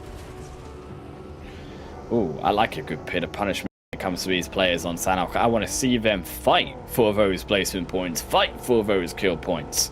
In the rotation, going to have to come out a lot faster for all of those teams, particularly further away. And on that meeting through the rotation, RTG and Stalwart found themselves together in a dance, but a dance of death here as RTG only silences them down. And VanKid, the last one remaining, but he's all the way inside of the depths of Quarry itself. Yeah, VanKid, it's a good place to be if you're just trying to keep your head low and survive. A lot of nooks and crannies for you to stay alive in. But yeah, Stalwarts definitely not having a good start there, losing so many of their players. I get that they wanted to make that fast rotation like all these other teams, but you got to be prepared to fight your way in or just rotate in from a different wrapping position. But so many fights already breaking out in the second phase of Sanhok. Usually you don't see this, but given the circle, teams are pressed in onto one another.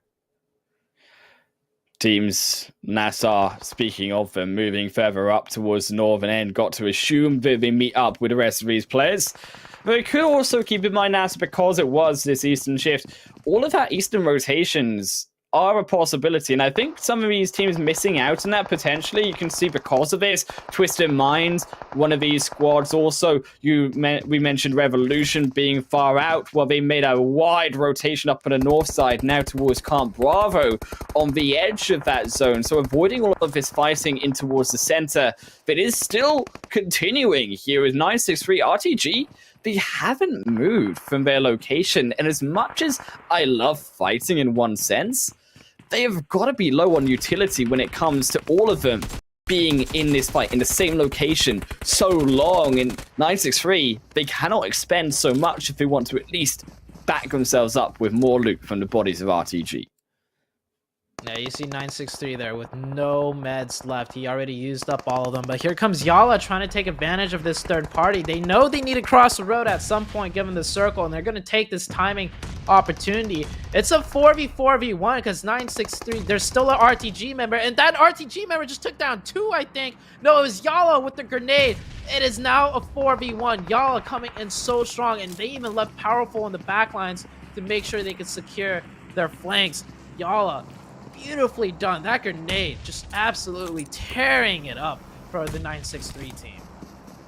But they needed a quicker rotation in because they're not done just yet, though. If they want to go up that hill, NASR, Rad, then lie in wait for them. So the simpler rotation isn't so simple. Maybe if now rotating around behind Quarry could be better, but it depends where the zone goes, and it goes down towards the Kawi. We're heading towards where you were suggesting, Zute. Yeah, it's a southern shift. And if we see a hard shift up to the northeast, it could end that city. But this zone, in general, so many compounds in the center of the zone. There's 3 different compounds just forked down the middle. And I don't know if these teams realize those compounds are open, because usually the map never ends up getting played all the way over here. So they might just be thinking center zone might be looking too good to be true, and nobody's going to take those compounds. And instead, they're going to take the high ground. The hillside, the hilltops alongside those 3 compounds down the middle is also equally as strong to hold. So I'm really curious to see how this will play out. But teams still having to rotate on in. Some teams trying to do a water rotation or a boat rotation, not working as well. KAMIKAZE and 1million coming in from the northeastern side. You see 1million here rotating in from the north side. They're going to run into KAMIKAZE pretty soon if they keep going down that way. Dunak as well, crawling stealthily behind him across the rock side. But it's CONQUEROR in amongst the hills with Revolution, who in Lakawi no less have found a fighting. CONQUEROR Iraq moved further back though. They will not continue to fight. They will take their losses of 1, try to even find a revive, and Revolution also doing the same. KAMIKAZE jumping in as a third party, looking as well, searching for the kills onto CONQUEROR, who are already down, dead. They find a 1-for-1 trade, but KAMIKAZE also, they may just be silenced as well, because it's Rico Infinity Esports from the back end, stealing away all the kills. Yeah, I saw an arm in the kill feed, so Rico Infinity with that arm, and Revolution, oh, far range prone, red dot spray, you love to see that coming out of the Revolution team. Yeah, but they're gonna lock down Rukawi, and so many teams trying to access this hilltop, getting shot at by Rico Infinity, and they're forced down onto the other side and then getting shot at by Revolution. This is not the place you want to be right now unless you got some smokes, but even the smokes can only keep you alive for so long. Phase 3 as well here, Zute. It's coming towards its end, and do we go for the Northern Shift? Are we betting? What's your bet here, Zute? How much would you put on a Northern Shift? I think I would bet at least 10 players on the Northern Shift. I want to see a Southeastern Shift. I want to see it go straight into Kampong, where the Twisted Mind team is currently holding a wide split. I want to see the massacre that's going to happen if that circle shift does go down there. We'll know very soon. As you can see on the minimap right now, 3 compounds right down the middle of the zone not being occupied. One of them getting taken by Rad, but the other 2 still open. Falcon holding the high ground. And wow, okay, a dead central shift. This is also going to be really tricky for so many teams, as they're going to have to press on in And Rad actually moving from one compound to a more central compound. I like that they're taking advantage of that, as I think the Rad team only has 3 members up. Yeah. Rad's going to move directly in onto the center, though. Realize finally that it must be 3 if there is no movement inside those compounds. But instead, on the outside, a lot of these teams who are the later rotations in 1million find onto RE. Almost knocked down Gaga. Watch out there, be careful in your vehicle as Gaga steps back down. Finds the cover is also KAMIKAZE roaming in as well behind. Keep in mind 1million too. But to go back to my point here, Zute, is these later rotating teams that are not going to have the compounds. They are going to struggle because they then have to try to find a high ground, find the off angles at the edges of these zones to try to survive. While Twisted Minds, all they found is a fistful of anger, though, from Revolution. Yes, one down, but it's hurting more here for Twisted Minds, who aren't together. Oh. Split finally coming in as one unity team. I think this is where Twisted Minds thrive. They love fighting on the edge, on the high ground, these more difficult fights to have. You know, Revolution was here being the defending team, but that's where the Twisted Minds feel the most comfortable. The team that plays aggressive, that has to fight their way in. Yes, they lost 1 player. About to lose another potentially. But it's still looking good for Twisted, I would have to say. They should be able to break on through. I might just be caster cursing them, but this Revolution player trying to jiggle back and forth, trying to stay alive, getting shot at from the low ground and the high ground, and finally he goes down. His teammate the entire time was going for that revive, so unfortunately for him, no support. They threw themselves out inside the shack. Revolution. QHT cooks a nade. Will it be on target though? Is Dami will crawl backwards. Will go short and Dami survives another round. KAMIKAZE though, finding alongside Rico Infinity more deaths in the kill feed is YaLLa losing out on Powerful on the western side. NASR doing the work though more so. YaLLa have not moved the last entirety of his zone, but because they didn't go for that flank, instead now they have faced the wrath of NASR. But even worse here, Zute, is the blue zone crunching in behind them, only doing more damage and making NASR's job here even easier. Is Hope also down to 2. Yeah, this was a fight that they would have to eventually take, and it's a difficult one. So, fortunately for YaLLa, at least they won some of their engagements earlier. NASR definitely feeling very comfortable with that blue zone pressing YaLLa in. Sanji using his last first aid right now. He's going to try on snake on in. The patience out of this man to go prone in the blue and crawl in with no meds left. He knows how sneaky and careful he has to play. Miracle spots out and smells out a player of Rico, and he catches him right in the nick of time. That is Rico Infinity out in 13th place. We still have 12 teams left alive, and the zone, by the way, has center on up once again, and Rod's compound, the only hard cover compound left in the match. And no one's even contesting it, because it's all the fighting on the outside, Zute, is stopping these players from moving further in. It's Twisted Minds, they're still fighting. A zone and a half later, still versus Revolution. No one has died, but finally, Revolution will fall, and finally Twisted Minds can search elsewhere into the zone, as it presses also behind them too. NASR stepping down, putting the pressure on into Rad. Falcons sneaking behind a wall as well. Is all of them so desperate to get in onto the Century's compound? K12 even joining in the fray. NASR sharing that compound area with Rod, taking some nice prone shots, and K12. Oh, the beautiful double for Yusuf. Confirmed those points before they get stolen, but he is healing out in the blue zone right now. He knows he can't get much closer, but it is clear. And the circle once again, just straight onto the compound. This is the one compound to rule them all. And a lot of teams are actually managing to kind of share it in a way. Falcon sharing the wall side, getting another nice shot. Yusuf popping off, gaining those points for the team, playing a 1-1 split with his next team member. That is Never Alone. Never Alone is already there in the compound. They've already established himself, and for Yusuf to get free for one player, only is a duo remaining. It's about as great as you can hope for here for Falcons. As the zone has again continued, as we say, to shift further in. And phase 7, you've got to imagine, will be no different. But to which side of the compound will it shift, to NASR or to Rad? Is NASR confirmed away one less against him? Is Rad spot out Miracle? Sadat back down though, dives again. And NASR cannot punish back. Dunak going to be next to fall. And you've got to keep in mind, though, there are a lot of solos. Still 3 more to go. Ragnar from YaLLa still is alive here from where we saw NASR flush him out earlier.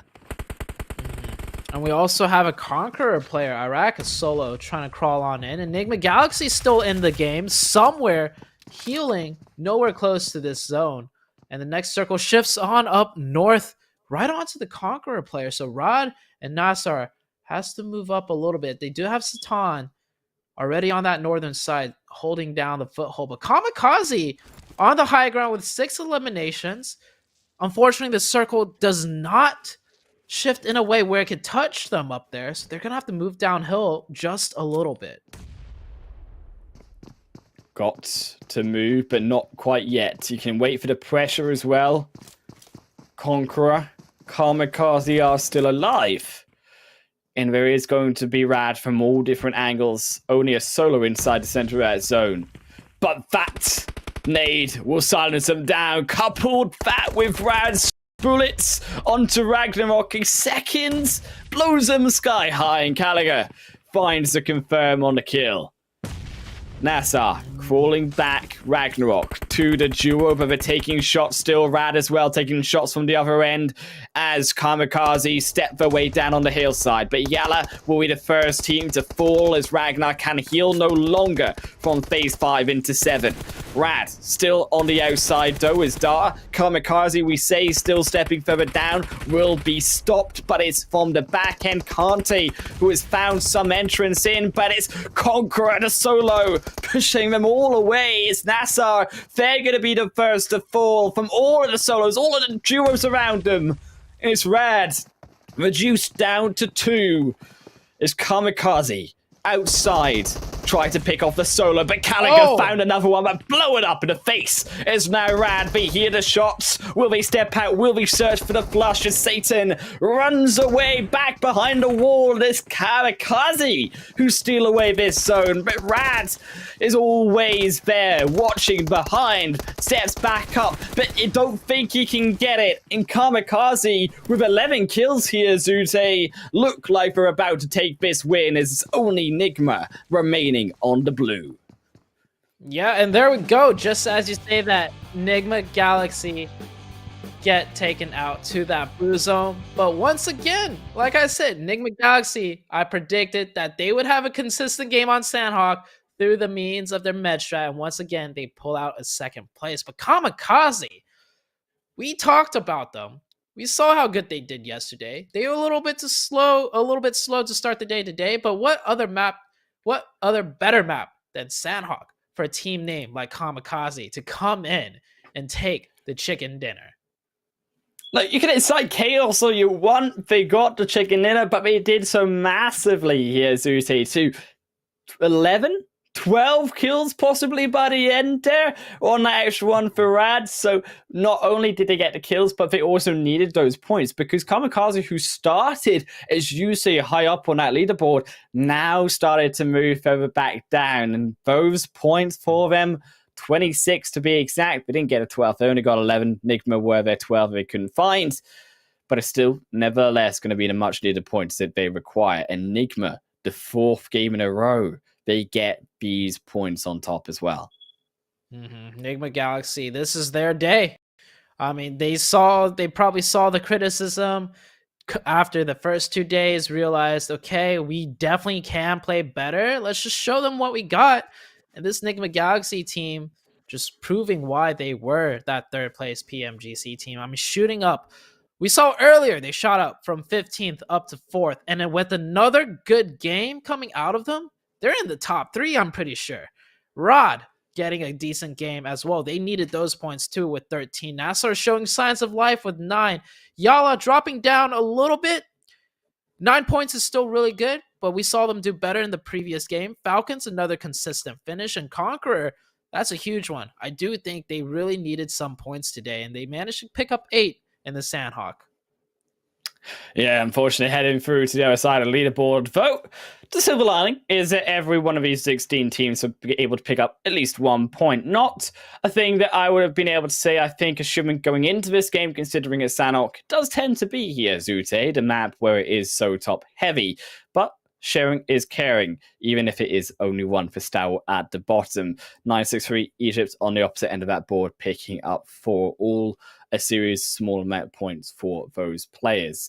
However, it's all about these top end of the leaderboard, and I want to go back to that because, yes, we talked about Rico, now Nigma stealing the limelight. I wonder who also they're dethroning, though, as well, because that top 3, it was up towards Twisted Minds. Twisted Minds, as you said, had a bad game, so maybe even now they fall behind 15th. The 15th here place team starting out today, Zute. Yeah, it could very well be the case. I mean, we'll see the scores pretty soon, but Nigma Galaxy, they're making a point. They're making a stand in terms of just defending, not so much their points, but I feel like they're trying to defend their honor. So many eyes now on this team after their great success in PMGCs, ours included, right? And you were telling me before the show started, Imperium gave them kind of a pass for doing poorly in the first 2 days. And I think we kind of see why. Like, we know this team's really got it.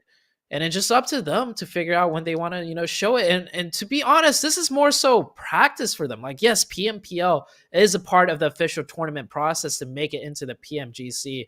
But when you have teams of caliber like Nigma Galaxy, they're using this to practice, to figure things out, to purposely maybe even say make mistakes just so they can learn from it. And I think that's kind of what we saw the first 2 days. They did some things that they weren't used to doing, got punished for it, but now they know how to improve upon it and fix it. And today's kind of just a little, we're still here. We're going to show you what we got. They got us still one more game, though. I'm on board the hype train, though, Zute, for Nigma Galaxy. I'm now searching, though, elsewhere. Who else can step up? We've seen now 2 games where Falcons, okay, they've not had the greatest of results, but a 10-point finish, a 9-point finish from this Game 4, as we did check it all out, by the way, from the best oppo moments. Can Falcons continue that trend? Can it get out of that 16th hole? I think so, with just the game they had. That 16th to 14th area, 13th, the points are still very close to one another. And taking a look at the oppo moments, just notice where the fights are happening here. It's on a side of the map that not a lot of teams have experience playing with. And so we got to see some really cool splits, some really cool fights. YaLLa running into, or not YaLLa, Twisted Minds running into Revolution. They're definitely having more trouble than I expected. So Revolution putting up a good fight. Some full send rotations here. Oh, I see. The Falcons actually try to breach the wall, but then they realize, hey, let's just play next to the wall because there's teams already occupying the inside of that. Falcons doing this 1-1 with Yusuf you see on your screen here was so smart. Yeah. You don't need 2 players in the zone this late in the game because that's not a lot to work with to begin with. So capitalize the elimination points by keeping one back on the high ground to just simply punish players from that position. Yeah, and I think if it had the healing as well, if it had those medkits, it could have definitely been surviving much more, as you saw through from Nigma clutching up that 2nd place from absolutely in the middle of nowhere, as so many of those teams were trying to do. That's how it plays, though. Of course, moving through now into the final game of Erangel. I'm actually really curious to see, though, this final match, because it has been the same team here today that have been performing well. We'll have to see if they perform again, though, on this final match, which is, unfortunately, going to be a short breakaway.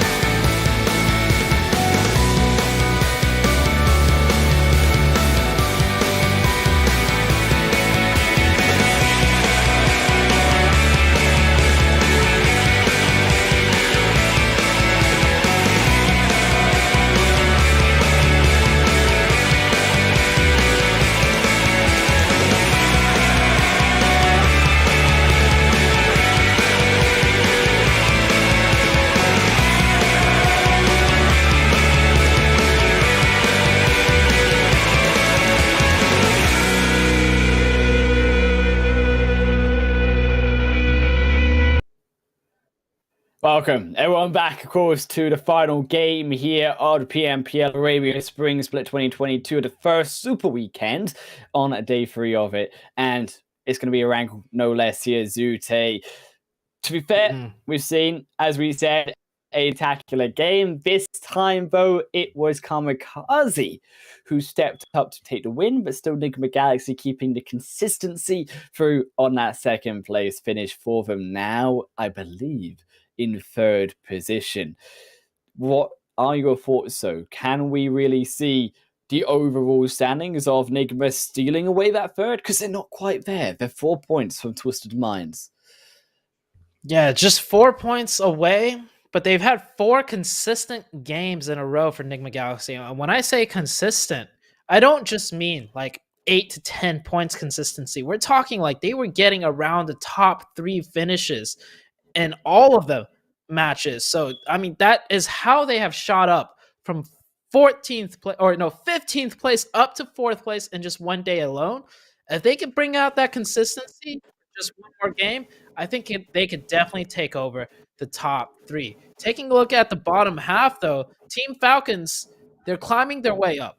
They had 2 okay games in the past 2 games, and that is doing wonders for them. That takes them out of the last position, but KURD one stuck in that last place. Yeah, KURD, I think surprising that they've actually fallen down quite heavily into that 16th place. Dunak, unfortunately, they were starting to climb out of that hole, but they have then fallen back into it with Falcons leaving and reaching their wings out from that 15th, 16th position bottom. To be fair, though, we've always got to see at home if all of those players and what their thoughts are too, not just ours. You can find out all of them and their thoughts on social media, joining in on the conversation using, of course, that hashtag PMPL. So you take, vote, who are we saying is taking that final game?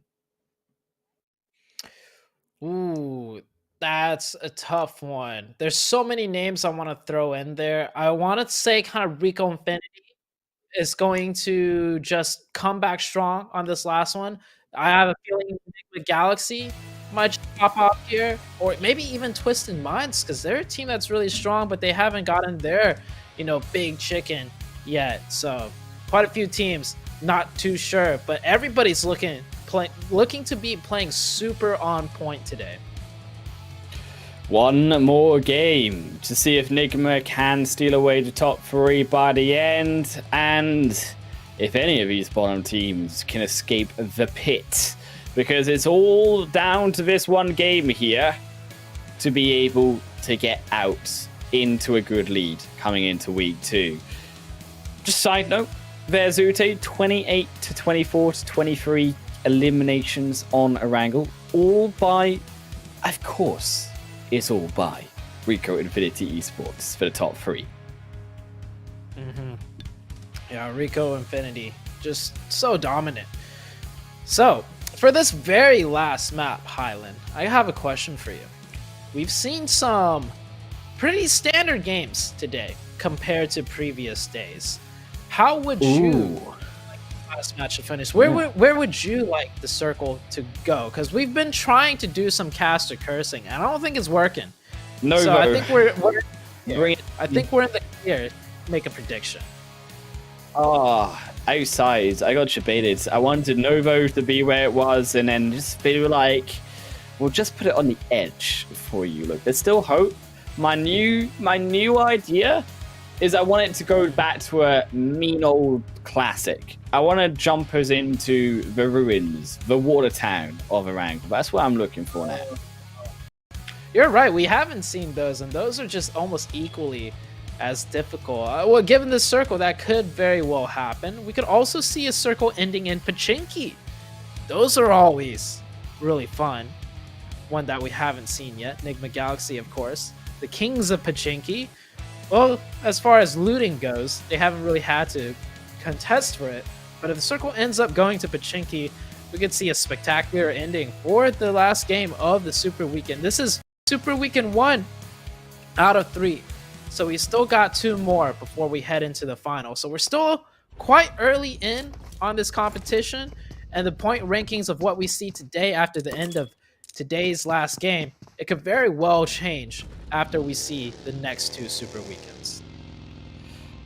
Of course, first phase being fairly centered up here, though, Zute, and I am hoping that we're going to see what we've seen so far when it comes to more of these peaceful side of entrances on Interzone. Phase 2, Phase 3, we get to see a little bit more action. Phase 4, Phase 5. I don't want to see too many of these teams now with, again, another center place look to all crowd around Pachinki and Potato Hill come Phase 1, Phase 2. But regardless of that, we do see, I think, the standard of all of these drops being fairly similar.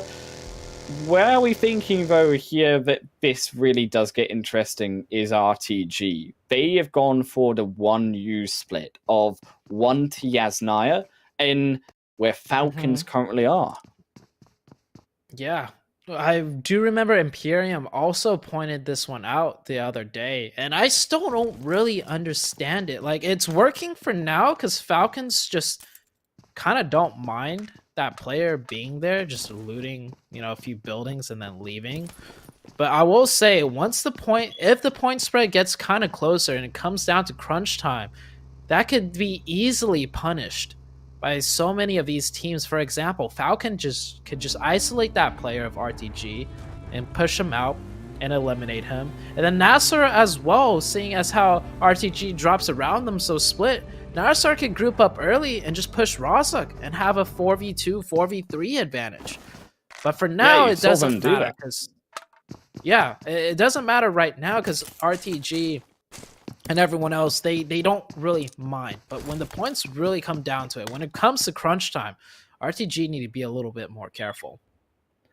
And careful you want him to be, but then they're only being more regular. So sent Vito down even to Potato Hill here behind NASR. So the split only getting wider.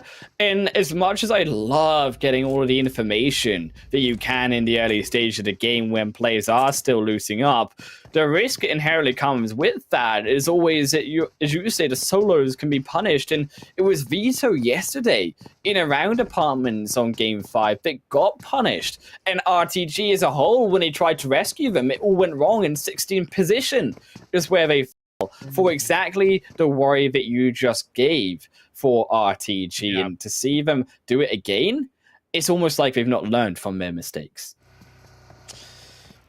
I will say one thing. Maybe they are learning from their mistakes and they're doing it again to try and improve upon it. It's not impossible to play this way, super split. It's just extremely difficult and risky. But if done correctly, they could pull off and get away with it. It's like how early on, you know, you see teams play very aggressive and they'll get eliminated. And people will question, why are they playing so aggressive? They should, you know, be a bit more careful because they're going out so early. But if you never practice that aggression, you'll never get better at it. So RTG, maybe that is what they're doing. Albeit a bit of a stretch, a bit unorthodox in terms of just how widely split they are. But it's not to say it's not impossible to do. Some of the other improvements, I think, coming into this final game as well, my eyes set actually on Iraq. I actually really want them to look at the rotations as well, because the rotations, particularly from Conqueror, and you could argue even some of these other teams like Revolution, like also 1Million, haven't been the cleanest when it comes to getting around that South Coastal line. And to see them now in another zone, as we seem to have so many of these centered Erangel phases 1, can they finally look to improve? Because they are trying the same strategy and again, and yes, you could say you can improve on that strategy, but what is the point in which you try to say, hey, maybe we should try rotate elsewhere, maybe go through for a wider northern rotation instead? Those adaptability points that you just made, yeah, it could really come into play and help some of these teams out if they can't figure out what's wrong that they've been doing. There's Rolkis here, taking some shots. So you notice here, Rolkis is very split from his team, but he's set himself in a way where he can have long sight lines to see the oncoming threat early on. And just like that, he backs off in time, getting pushed 1v4, but he's able to stay alive. and not having any issues calling in the rest of his team to come help. Rolkers, side note, is the Unicorns of Luck for Rolkers that we know and love from 2021 in PMGC. Now the IG here for Twisted Minds bring that aggression through from URL in on to the Arabian region, and as you said, they have called in the cavalry. Here come the rest of Twisted Minds, and Conqueror Iraq no longer an easier fight that they wanted. Still gonna hold firm. Might just be a disengage. They're seeing if they could do anything here, but I think they're just gonna elect to save Rolkis and leave. Well, actually, with Donnie coming into the play, oh, they have an M24. They're feeling confident they could get that opening knock right now.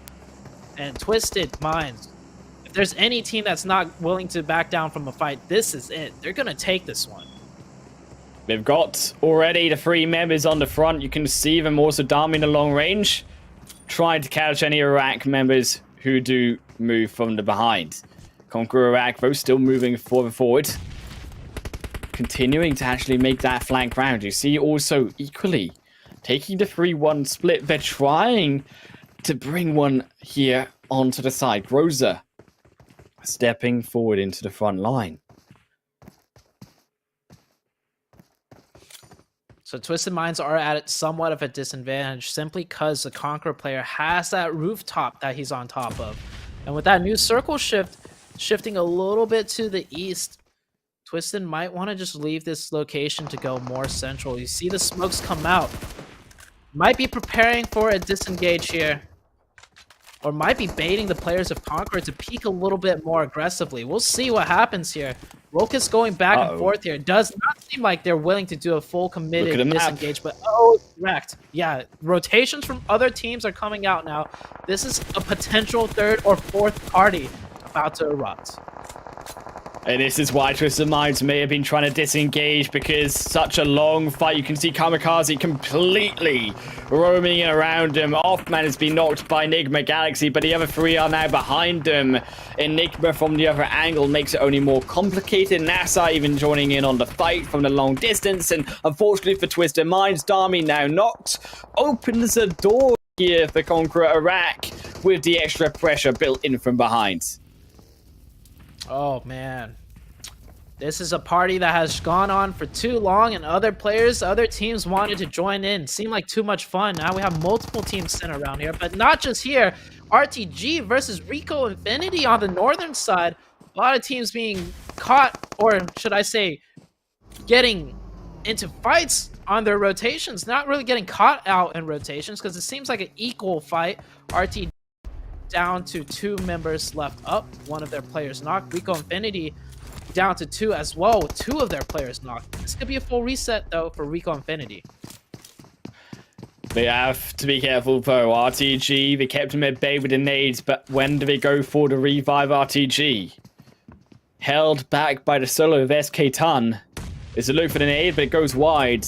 And nade himself, given up the opportunity with those knocks, they lost the members, but they weren't able to find any confirmed eliminations back, and now YaLLa Esports at the deficit here to a 4v2 as Volt will find one at least. Another knock on to Prestige and SK Ton. All the meanwhile continuing to wrap around the side, looking for the window, the entrance way on in with the nade onto Volt, but Volt steps back out, hops into the other building on behind, and the disengage is called. RTG won no more in the fight.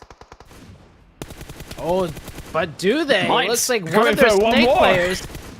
Yeah, KSJ9 playing the Snake, playing the spoiler. He does pick up one and confirms it. Once again, Rico Infinity definitely not happy about that. But Volt is coming back to try and finish out the fight. I don't know if that's the best idea, as he does get taken down. Rico Infinity picking up 4 points, but losing SK Ton in the process. But why? But why, Zute? He had the exit out. I think, yes, it's nice that you traded 1 for 1 at least, but when you're down to a solo, you should have stayed out of the fight, but instead they go for the first to 1v3 when they knew you were there. And a big mistake from RTG, quite frankly, giving the kills away to Rico Infinity Esports and giving him the space here in the northern end as that zone does shift phase 3. even closer now back onto farm and shelter side. In Stalwart, in the center of this zone, a big opportunity for them here on these hills in the center of the zone to take advantage of this, considering that as we still have this fight ensuing through Twisted Minds and Conqueror, but even more so all of these fights on the outside, weakening these teams as they enter on into Stalwart later on. Man, Twisted Minds is not giving up on this fight, and I don't think it's working in their favor. It's a 2v3 situation, but with 1 million coming in from the backside of Conqueror Iraq to do the third parting, this could work out for the Twisted Minds. As the circle did shift a little bit further to the east. There is some hope here for Twisted Minds. Conqueror Iraq down with Groza alone in amongst the crew, the full squad, and they found him. Zakaria has rumbled Groza, but he's got the DP here. Can he find it? He finds one at least. Yes, he does. Confirms him down. But can he get the elimination? 2 now dead. Nigma Galaxy even looking through the window sills. Groza still holds firm though, and Conqueror, they have dispatched 1 million in Twisted Minds. Their hope, their silver lining now crushed and eliminated, and so are they. We saw what Nigma Galaxy's strategy was on the previous Erangel game, and that's to be the party crashers. And they've waited long enough just being neighbors of this two-way fight. Now they're going to join in, it seems like, getting multiple angles, getting in on the fourth party, as 1 million was a team to try and third party this fight. Nigma Galaxy, this is where they should start striking. Hamodi already got the information and the angle on top. But are they aware that the fight is done and over with, and it's a 4-man team of Conqueror that they got to fight if they try to third party? Usually during a third party, all the teams are weakened, and you can just take advantage of everybody. But Conqueror, they managed to keep 4 up in the entirety of that fight with 1 million and Twisted Minds. Just a note, Zude, this fight has been going on for the last 10 minutes, and for Conqueror to be able to keep all 4 players alive in such an extended fight, and still retain at least some form of decent loot, is amazing. Quite frankly, the Conqueror has still managed to pull this off, but they are not done yet. Is even more so YaLLa jumping in, but they go straight back out to drive elsewhere, down towards the south end of this zone, and they will look to rotate actually underneath the end of KURD 12, also down on that south end. Yeah, YaLLa's just trying to make their rotation. They're driving by and they're like, yo guys, zone shifting. What are you guys still doing here, prone behind a rock and staring at each other in the blue zone? Like, let's get a move on, guys. So YaLLa definitely don't want to take any part in that. And Nigma Galaxy, yeah, with the blue zone closing in, they are gonna go ahead rotate on out, and the circle has shifted once again to the northern side, right where Stalwart was holding that giant hilltop, and we have 963 holding a very strong center point in the compound of the new zone shift. Stalwart continuing the strength here. Also keep in mind the island is still in play there, also infamous up towards the northern side, and Rico Infinity may look to try control that, but 963 on the south end may deter that specific rotation. Teams now beginning to close in on phase 4, and it's only going to now to swoop in the next 10 seconds already into phase 5. And as you said, again, a lot of teams not inside of this zone. Many of the teams, in fact, very close to blue as it already begins to service into the next shift. And that is going to create the chaos. It is going to create the unprepared shifts, the crashes on into other teams. It is going to create chaos. Yeah, with 49 still left alive going into Circle 4, this is one of the few matches where we've had more players up towards the late game than usual. We saw in the other Erangel game, there were a lot of isolated fights, but now there's going to be a lot of third-party fights back-to-back with this zone, because it's just all open terrain, making it very easy for these sightlines to be opened up one after another. And you can see Conqueror getting into a fight with Nigma Galaxy. These two teams were about to get into a fight earlier on, but they meet again since they're both rotating from very similar positions. Nigma Galaxy is making the nades rain in, and Lord getting an opening, and another one of Conqueror going down. Conqueror just like that, down to only 1 player. He is forced to take that buggy and skedaddle away. NASR also moving in on the background there onto the Conqueror. Remember, trying to run away as they only driving onto the fire out of the frying pan, and there go Conqueror. Completely eliminated. They did so well to hold a position, but because they held it for so long, because they had a team fight for so long, you can see this is a problem that we just mentioned. They did not establish themselves in onto the zone, and as a result get punished because they didn't have the incorrect information to be able to enter into so late a phase in this final match. Still have more fights raining out on the other end of the side. Revolution versus Rod. Rod has one of their players snaking right next to the Revolution team, just waiting to bide his time to strike. You see right there, hiding prone next to the dumpster. I don't think Revolution is aware of him, but I think Revolution's not even going to pay any attention as the zone is closing and they need to get into the zone. Is Deshad going to strike now? Deshad did get up and tries to take some shots at the later half of that rotation, but he manages to get away, and he will find the other player of Revolution. So Rod and Revolution will fight for the same side of the circle in the next few seconds. They grab two as well. Ahahi again split away Smoker. Again split so low. In Revolution, another game that looks very dire for them is Rad have just pinched them down. There goes Smoker as well to the hands of Satan.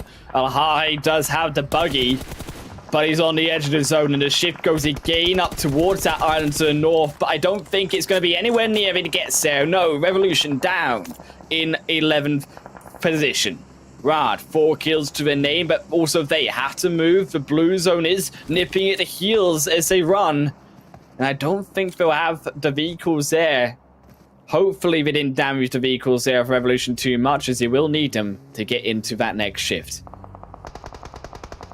Next shift does shift far away from them towards the northwest, so yeah, they would need those vehicles, but if they don't, they could just go on foot and just try and rack up as many eliminations as they can, catch some teams rotating in vehicles as they try and make it into the next zone. YaLLa down to just 3 players right now. Their third player knocked. Rod, yep, they have the vehicles. This is gonna be a full send.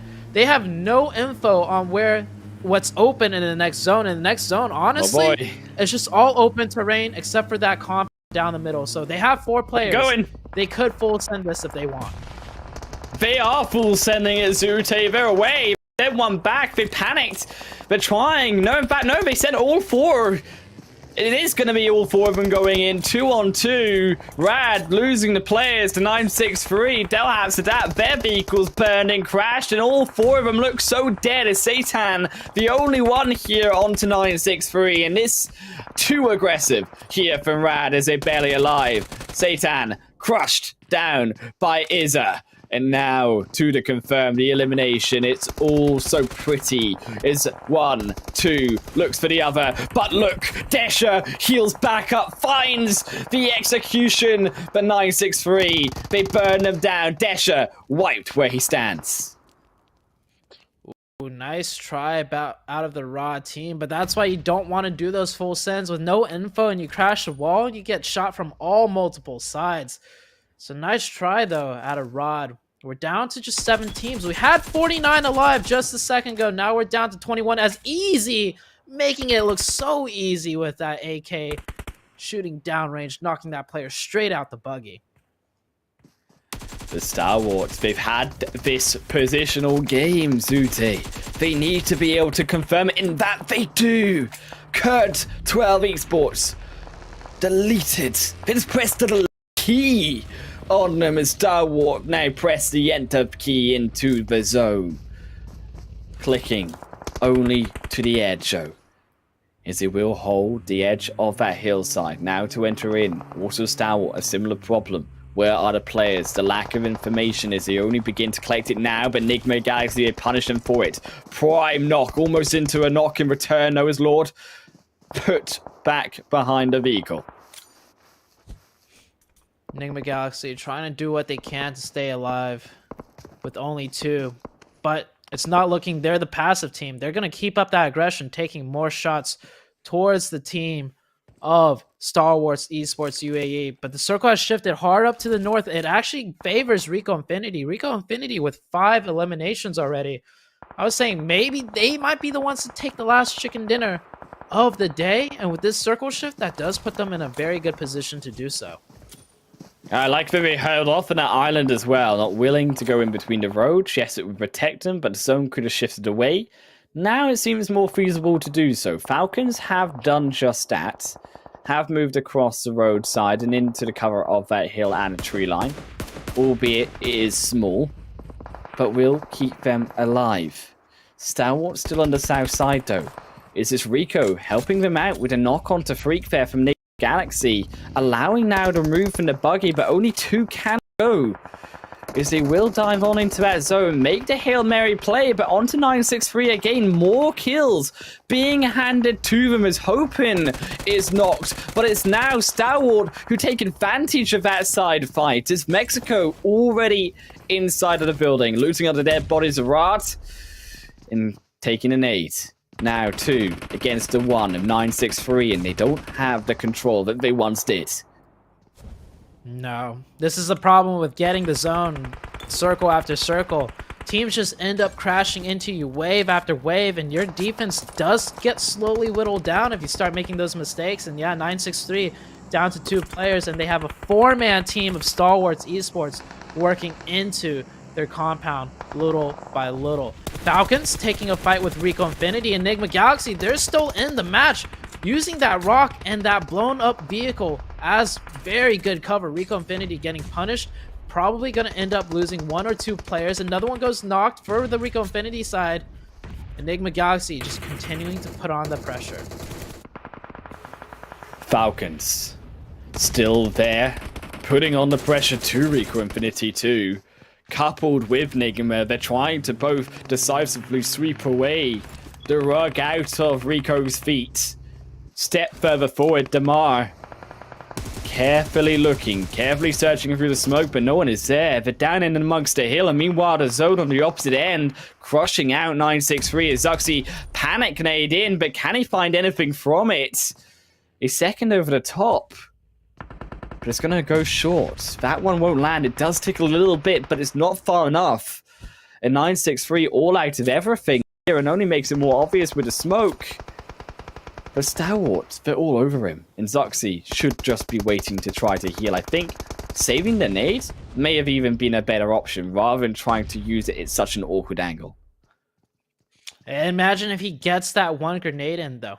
That's 1 nade and True. 3 That's that one. one's good. No, it missed. It bounced right outside of the closet doorway. He's trying to get it in through that closet doorway. On the other side of things, though, Falcon have kept all 4 up.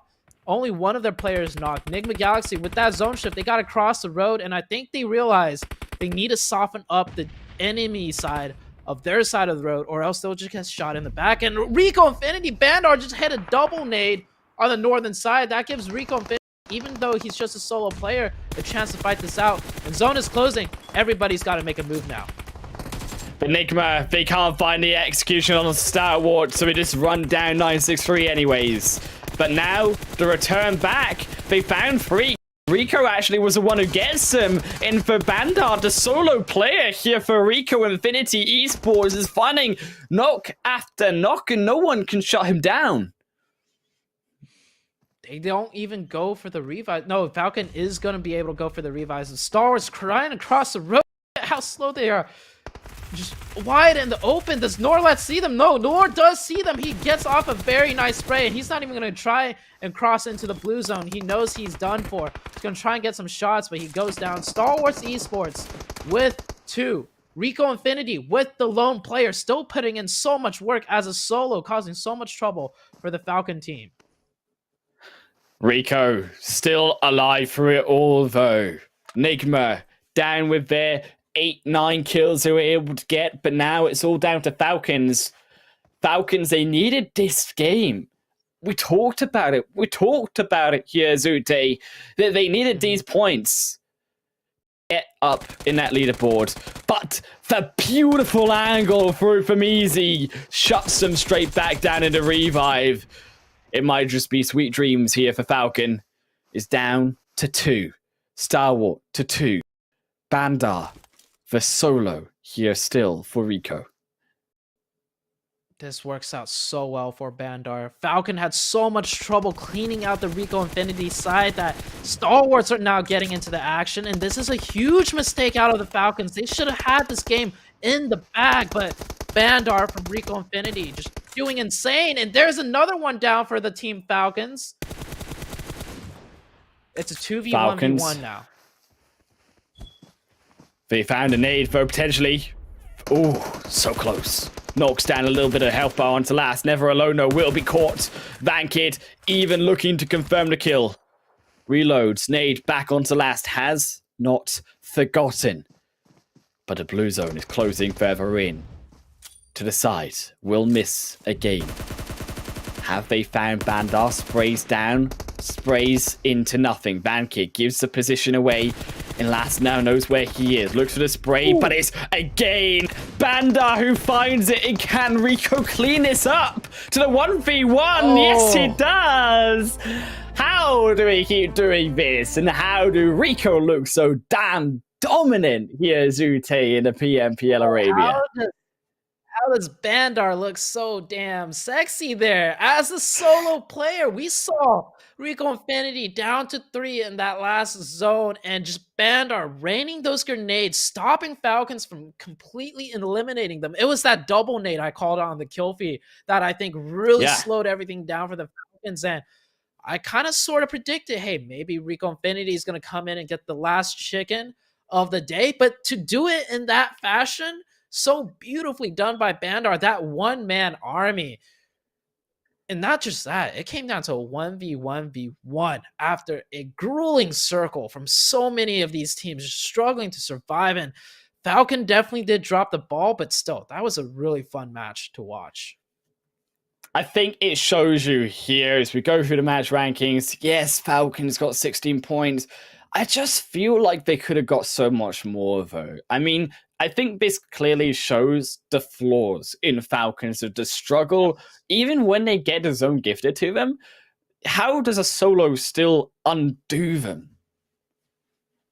It's not just any solo, though. It's Bandar from Rico and Penny. The team with the most massive point lead I've probably seen this early on in a tournament. 200 plus. Yeah, it's like I gotta give Rico Infinity the credit they deserve, but also Falcons, yeah. If you're competing at this stage, you can't let those mistakes happen, even if it is from a superstar team that's kind of stopping you. But still, nonetheless, Rico Infinity, not a Rico, Team Falcons, they got the points they needed. 16 points is a lot for how much points they had to begin with coming into the last game. Yeah, as well. YaLLa again finding a few more points here. I think also 963 Egypt, a big game for them when it comes to, I think, again, a little bit of a disappointing day overall. At least they can come home with 11 points out of the final one. KURD12 also appearing there in 8th position for a few more themselves. But to head down onto, unfortunately, here, the bottom of that page, it all went so wrong again for the same names. Twisted Minds, RTG, Revolution, who haven't been able to get themselves off the bottom of these standings. Yeah, so I was saying with Twisted Minds, they're a good team at fighting, but maybe they should prioritize a little bit more on their rotations and pick more prime optimal positions towards the late game to fight for. They took that locked engagement so early on with, I believe, the KONQUEROR team that it just did not pan out for them. Same for KONQUEROR, though. They were kind of stuck in that fight, but at least they picked up 5 eliminations, and they dealt really well with the multiple third parties that came their way. I think as well, Twisted Minds, you have to look at the fact because they went so early, they did it to themselves. Had they actually stayed on the back of that hill there, Zute, they could have actually just held the position. That was the thing that broke them after that 14-minute or so mark. It was because they gave up the hilltop, the other teams then came behind them, and Dami was that first to fall on the back end. You cannot hold for one man against 2 teams of pushing. Albeit, though, we've got to head to a quick break. Otherwise, we'll hit you back with the overall standings and the rest of it. Do not go anywhere.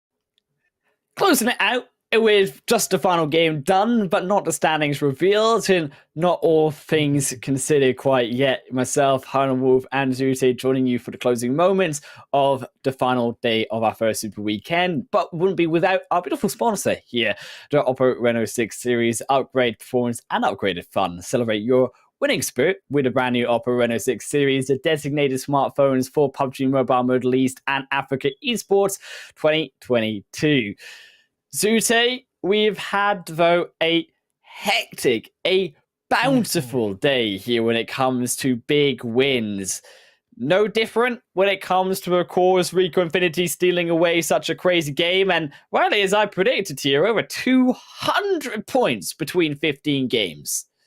Yeah, 200 points and walking away with a weekend's work of 5,000 US dollars. 5 chicken dinners, that's $5,000 in the pockets of Rico Infinity. That's more than $1,000 per player. And that's not even where the big prize pool comes in. The big prize pool comes in later. This is just like a little pocket change for Rico Infinity, doing extremely well. 209 points. Second place, KAMIKAZE. One of the teams that we didn't really expect, to show up at the start of the Super Weekend, getting a second place overall finish with 3 chickens too at 146. Very good job by KAMIKAZE. But when you said a bountiful day, I think Nigma Galaxy really capitalized on today's bountifulness, as they have shot up from 15th to 3rd in just one day alone. A spectacular day for Nigma Galaxy, completely improving on their result, even getting 1,000 course for themselves with their chicken dinner. But it is also a great day. You've got to think here for YaLLa, who started today on that second page of the leaderboard and now in 7th too, Zute. Yeah, quite a few teams, quite a few veteran teams that did not do as well as we expected coming into the last day. But with that veteran, with that experience from those teams, I think they can always kind of step up on the last day, so to say. And we did see that out of YaLLa. We saw a huge step up out of the side of Nigma Galaxy, of course. But onto the second half of the leaderboards, this is where the teams have really struggled. Revolution was doing good coming into today, but they really dropped the ball, and they find themselves now on the second page of the overalls. Yeah, massive drop for them. Equally, I think 963, who began at the end of the first day, you've got to remember here, Zute, in that top page of standings, but they struggled even to find the points they got in that first day alone in between the days 2 and 3 combined. And as a result, fall down now to 10th, beside only Falcons, who have managed with that extra 16 points from game 5 to up themselves into 11th. Another drop there from Rad as well, through from 9th to 12th in the overall standings, and beginning as a result to see a formation of where these teams are beginning to belong against each other in the overall standings. Mm-hmm. And the scary thing is, though, for the teams on the second half of that leaderboard, they're not guaranteed to make it in to the next Super Weekend. So they might feel like they made it in. It's like, hey, at least we got in on the first Super Weekend. The amount of points they got could be easily wiped off if they just miss the next 3 days of Super Weekend. So with the first Super Weekend concluded, the big thing we have looking forward to next week is the league play. Who's going to make that top 16 overall once again to break into that Super Weekend? And which of the teams that made it today won't be making it next week? So that's the big thing to look out for. Gotta see those, Zute, because if it's as anything as crazy as what we saw this week, I cannot wait to jump back in onto the action of the league stage. And of course, the beautiful Super Weekends next week. It will be yourself, Zute, and Imperium joining you here, same place, same time, Monday, Tuesday next week. I'll join you guys over at a Super Weekend later on, but that's all from us three. We'll see you there over in the future. Catch you later.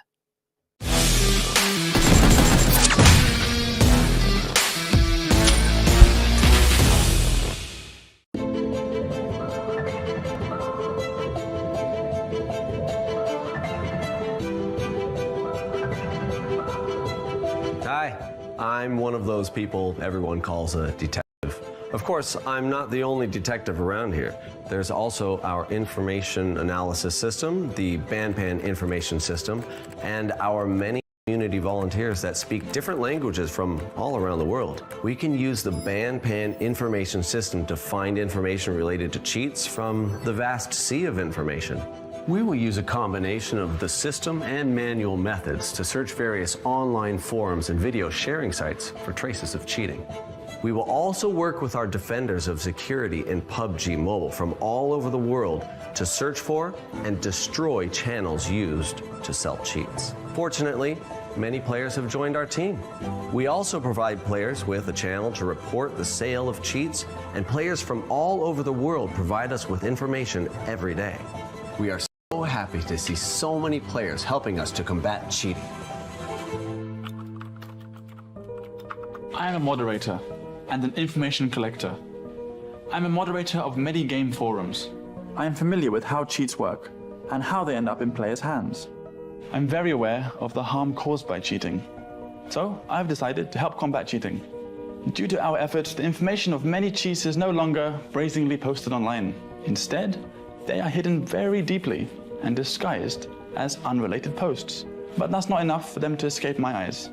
Many people have the misconception that cheats are like bugs and that they'll disappear once they've been dealt with. That's not how it really works though.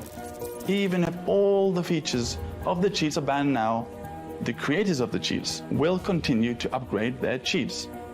They will do anything they can to get around our security system. That's why we combat the newest cheats from two different fronts.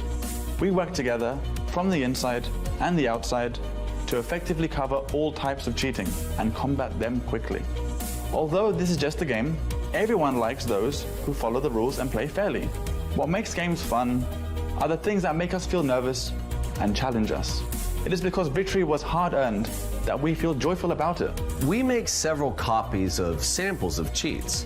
One copy is submitted to the security team so we can study their operating logic and enrich our AI identification strategy to update our defense system against new cheats in a timely manner. Another copy will be kept as proof to punish the people who develop the cheats. The moderator just sent over a sample of a new cheat and I want you to take a look at it. Let me see. We've never seen this cheat before. It has a special way of attacking. We just analyzed it and identified some of its characteristics. I think we can use this cheat's behavior to improve our coverage of other cheats. I understand how it works now. This sample is very helpful to us. We can use this to develop more targeted countermeasures. And by learning how it functions, we can greatly improve our sample database. Okay, let's get to work. Yeah. Other than combating cheats through the system, we also want to attack the origin of cheats through other methods. When it comes to people who develop cheats for profit, the legal approach is a good one. We have a professional legal team, and we believe they can bring these people to justice. But before the legal team can initiate a lawsuit, they need sufficient information and evidence to win the lawsuit. This is where the information we provide becomes especially important. What detectives and I do best is to sift through unassuming clues, tracing matters to the roots, to find information and clues. The more information we have, the closer we are to victory. We received some exciting news today. Our legal team won lawsuits in the United States of America and Germany. That's great news. Let's open a bottle of champagne to celebrate. Hang on. Let's not celebrate just yet. In the lawsuit, the defendant provided even more information about the team that developed the cheat. It looks like we're going to be very busy over the next few days. Yes. In 2021, we retrieved more than 10,000 samples from various channels, and more than 30% of them were valid samples. It's also worth mentioning that many sellers of cheats online are scammers. They won't give you any cheats. They will even hide some viruses in the files they give you. It's a good thing we have our testers and our security experts. If not, our ordinary players would be in a lot of danger. In summary, we're very proud of our work. We feel like we're rangers who search for clues about enemies from the shadows to deal them a swift and deadly blow. Please allow me to promote the security community. We welcome all volunteers to join our security community. Join our fight against cheaters and ensure all players have a fair gaming environment. We are part of the PUBG Mobile Security IT team. We fight to create a fair, competitive environment for all players.